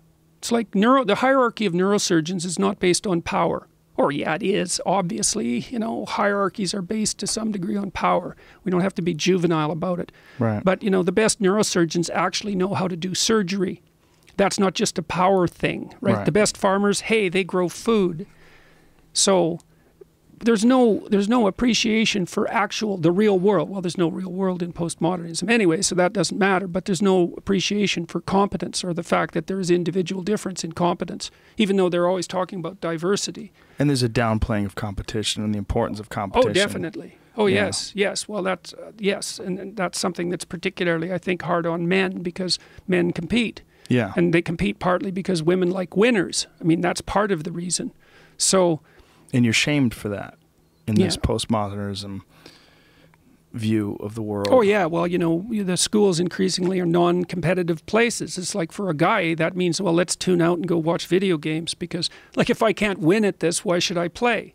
Well, to cooperate. It's like, well, you know, fair enough, man, but I'd actually like to try to win at something. Oh, well, how evil can you get? Well, it's toxic masculinity, Jordan. That one drives me fucking crazy. Like, what does that mean? Toxic masculinity. Toxic has nothing to do with masculine or feminine. If something's toxic, it's toxic. There's no toxic masculinity. If someone's evil, if they do something horrible, if they're Genghis Khan or Adolf Hitler, that's not toxic masculinity. That's an evil person. It has nothing to do with the masculine or feminine. Yeah, well, you know, it depends on what your political agenda is. I mean, men are more likely to be the type of person that does something awful in terms of dominating or war or violence. It's almost in our nature in some way because of all the things that we discussed before. Well, we're more likely to do something that's really evident. There's plenty of bullying that goes on behind the scenes among women. Absolutely. You know, it can't manifest itself in naked physical aggression, and I actually think that's hard on women in some ways. I mean, my daughter, for example, is always mad at my son because, like, not chronically, but, you know, he'd have a dispute with one of his friends, and maybe it would get physical, and then that'd be the end of it, and they'd be friends again. You know, there's a way of bringing it to a conclusion, and without that, then things can smolder on forever. Yeah. And that's really rough, you know. Yeah. It's sometimes the simplest solution is a fight. Often, and you know, I'm not. You're not advocating violence. I know what you're saying. Yeah. I know, but I'm embarrassed that I would even think that I have to, you know, put some little quote marks around what I'm saying. You're talking about the developing person too. You're talking about young people. It is an issue. This simmering and stewing of disputes where they never come to a head and they never get resolved. Yeah, it's a terrible thing. It's a terrible thing. That's part of hell for sure, to have these things that are just grinding away at you all the time. You know, it's definitely not. It's not a good place to be in, and good motivations don't come out of it. That's for sure. You've made some statements, and you've had some conversations about your role in academia, and that you might not necessarily be in structured academia forever, that this might be an issue, like that this is coming to a head. Yeah, well, do you feel that way now? Well, the university, I think what happened was the university reacted towards me because a bunch of people got irritated and organized, in their irritated way, and said that I was a bad person and something should be done about me. And there was enough of them, so the university thought they needed to react to that pressure. That's a charitable way of interpreting it, but reasonable. But then a bunch of people wrote the university and said, wait a second, I agree with what that guy's doing, you should leave him alone. And not only people from the general populace, but soon after I posted the original videos, like the press was kind of ambivalent about me for a while. In the first 2 weeks or 3 weeks, say, after I released those videos, and there were the protests. But then they started to look into what I was doing, and they thought, oh, turns out that, freedom of speech actually happens to be quite important to journalists too. And they came out like really radically in support of me, some of the major journalists in Canada and the whole post media system, which was about 150 or 200 newspapers. And so the university had a reason to back off. And maybe they were happy to back off. I mean, the dean I was negotiating was, he wasn't a bad guy. He was an older guy. I think he's in his 70s. And just responding to pressure. Yeah, and he didn't want a bunch of trouble, and, right. And he wanted the problem to go away, right. And that's what you do want for problems to do. But anyways, all this public support I got gave the university a reason to leave me the hell alone. So they decided to do that. And partly, I suppose, I was always reasonable during the negotiations because I'm a reasonable person. And so, when they met me, they realized that I wasn't the particular kind of monster that I had been accused of being. Right. And so the university has left me off. And then, so I had a health crisis in December that more or less rectified itself by the beginning of January. But I wasn't sure that, plus what had happened to me because of these videos and all the crazy response to them, I wasn't sure I was in a sufficiently together position to go back lecturing in January. I didn't even know for a while until December if I was going to be, let's say, allowed to continue to lecture. So it was very uncertain. But I decided that it was better to get back on the horse, so to speak. And so I started lecturing, and the students were very welcoming.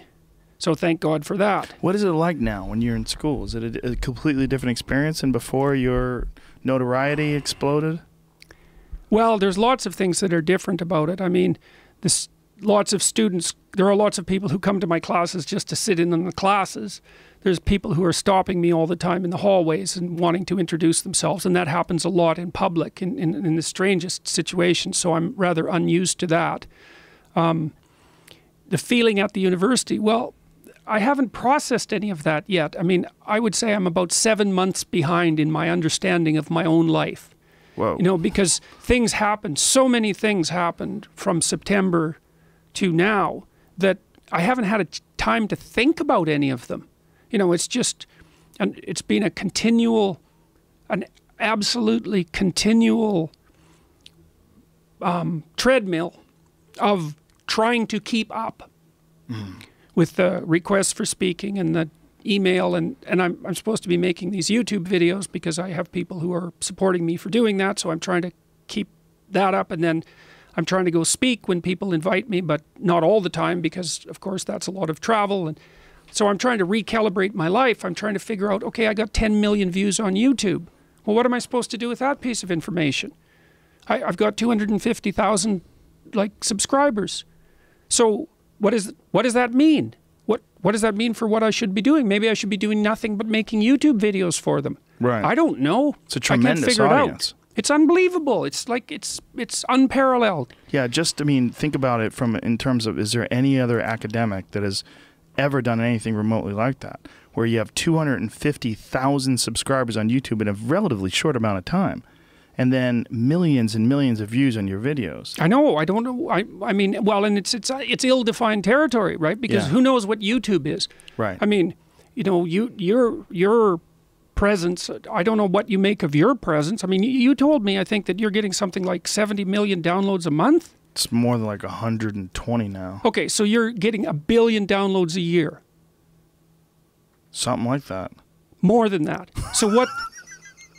Right. Yeah. So what the hell? So I could ask you, what do you make of that? Are you the most powerful interviewer on the planet? Or are you the most powerful interviewer that the planet has ever seen? Whoa. Because the numbers would suggest so. Who has 1 billion of anything. No one. You know, it's never happened. So what the hell? So what are you doing, and why is it working, and where are all these people, and God? Well, what I do is just keep doing it. That's all I do. I just do what I do. Yeah. And I don't think too much about it. I enjoy it. I try to talk to people like yourself that I really enjoy talking to, or the guy before you was a bow hunter, which I enjoy talking to him too. Yeah. Very different conversation. Tomorrow I'm talking about a guy who's a debunker, or talking to a guy he runs a site called Metabunk. We're going to talk about people that believe the Earth is flat. Literally. Yes. We're going to spend about 2 hours debunking the flat Earth theory that is all over the internet. I don't know if you realize that. Yes, I've seen it. There is a rabid anti-intellectual vibe that's going on today. And this is this flat Earth theory. Well, it's no wonder, you know, it's no wonder, because many of the prominent intellectual types have become prisoners of their own imagination. You know, and this is partly what breeds that terror of intellectualism. There's something about it that's, we don't want to get too far away from our bodies. We don't want to get too far away from our souls. That's another way of thinking about it. And, you know, there is this idea that, as I said before, that the Catholics always warned about, is that the rational mind falls in love with its own productions, or even more, that it tries to elevate its productions to the status of God. And that's really what Milton was warning about, at least in some sense, in his book Paradise Lost. You know, these utopias are human creations, and then people fall prey to them. It's like idol worship. It really is very much like idol worship. And it's no wonder people get skeptical of the intellectuals, because they're producing these utopias that are fake, that they inhabit. They're almost like the abstract equivalent of video games, you know. So I think you're right about that, but I also think there's something else going on. I think people are aware of this chaos that we described earlier, and they're terrified, and they're clinging to nonsense because of that terror, and they're embedding themselves in these fruitless pursuits, chasing their own tail. Hey, I'm on board with that, man. That chasing your own tail, that's a symbol of chaos. Yeah. Chaos is the dragon that eats its own tail. So that came spontaneously to mind when you thought about that. It's because it's a downward spiral, man. Yeah. Yeah, and the thing is that as you retreat from the chaos into your own little prison, you get weaker and weaker, and the prison gets smaller and smaller, and the chaos gets bigger and bigger. It's really an ugly pathway, and you get more and more bitter and resentful. Yeah. And much more afraid of having your prison walls breached. It's a downward spiral. And much less interested in pursuing the truth or any sort of objective reasoning, and much more interested in confirmation bias to the extreme. That's right. That's exactly what happens. I detailed out that process in my book, Maps of Meaning. Exactly that. It's this feedback loop, hey? Because the weaker you are, the thicker the walls have to be. But the thicker you make the walls, the less challenge you face, and the weaker you get. So then the walls have to get thicker, and then you get weaker, and the walls have to get thicker, and it's not a pretty picture, man. So yeah, that's what I think too. Yeah. Because, and on that note, we just did 3 hours. We just did it. This is my favorite podcast of all time. Oh. I just want to tell you. Well, thank you. Thank you. It was awesome. Could I say it was my favorite podcast of all time? I have a much smaller domain of podcast comparisons. So we did, this is like number 900 and what? What is it? 958. I think you touched on some things that made me think in a very unique way today. So thank you very much for that. I'm going to listen to this one a couple of times. Well, thank you very much for both occasions. I mean, you provided a tremendous boost to my presence, so whatever comes of that is to be blamed partly on you. All righty. All right. Thanks, brother. You bet. Really appreciate it. Really good. Thank you. Yeah, thank you. Jordan Peterson, ladies and gentlemen. See you tomorrow.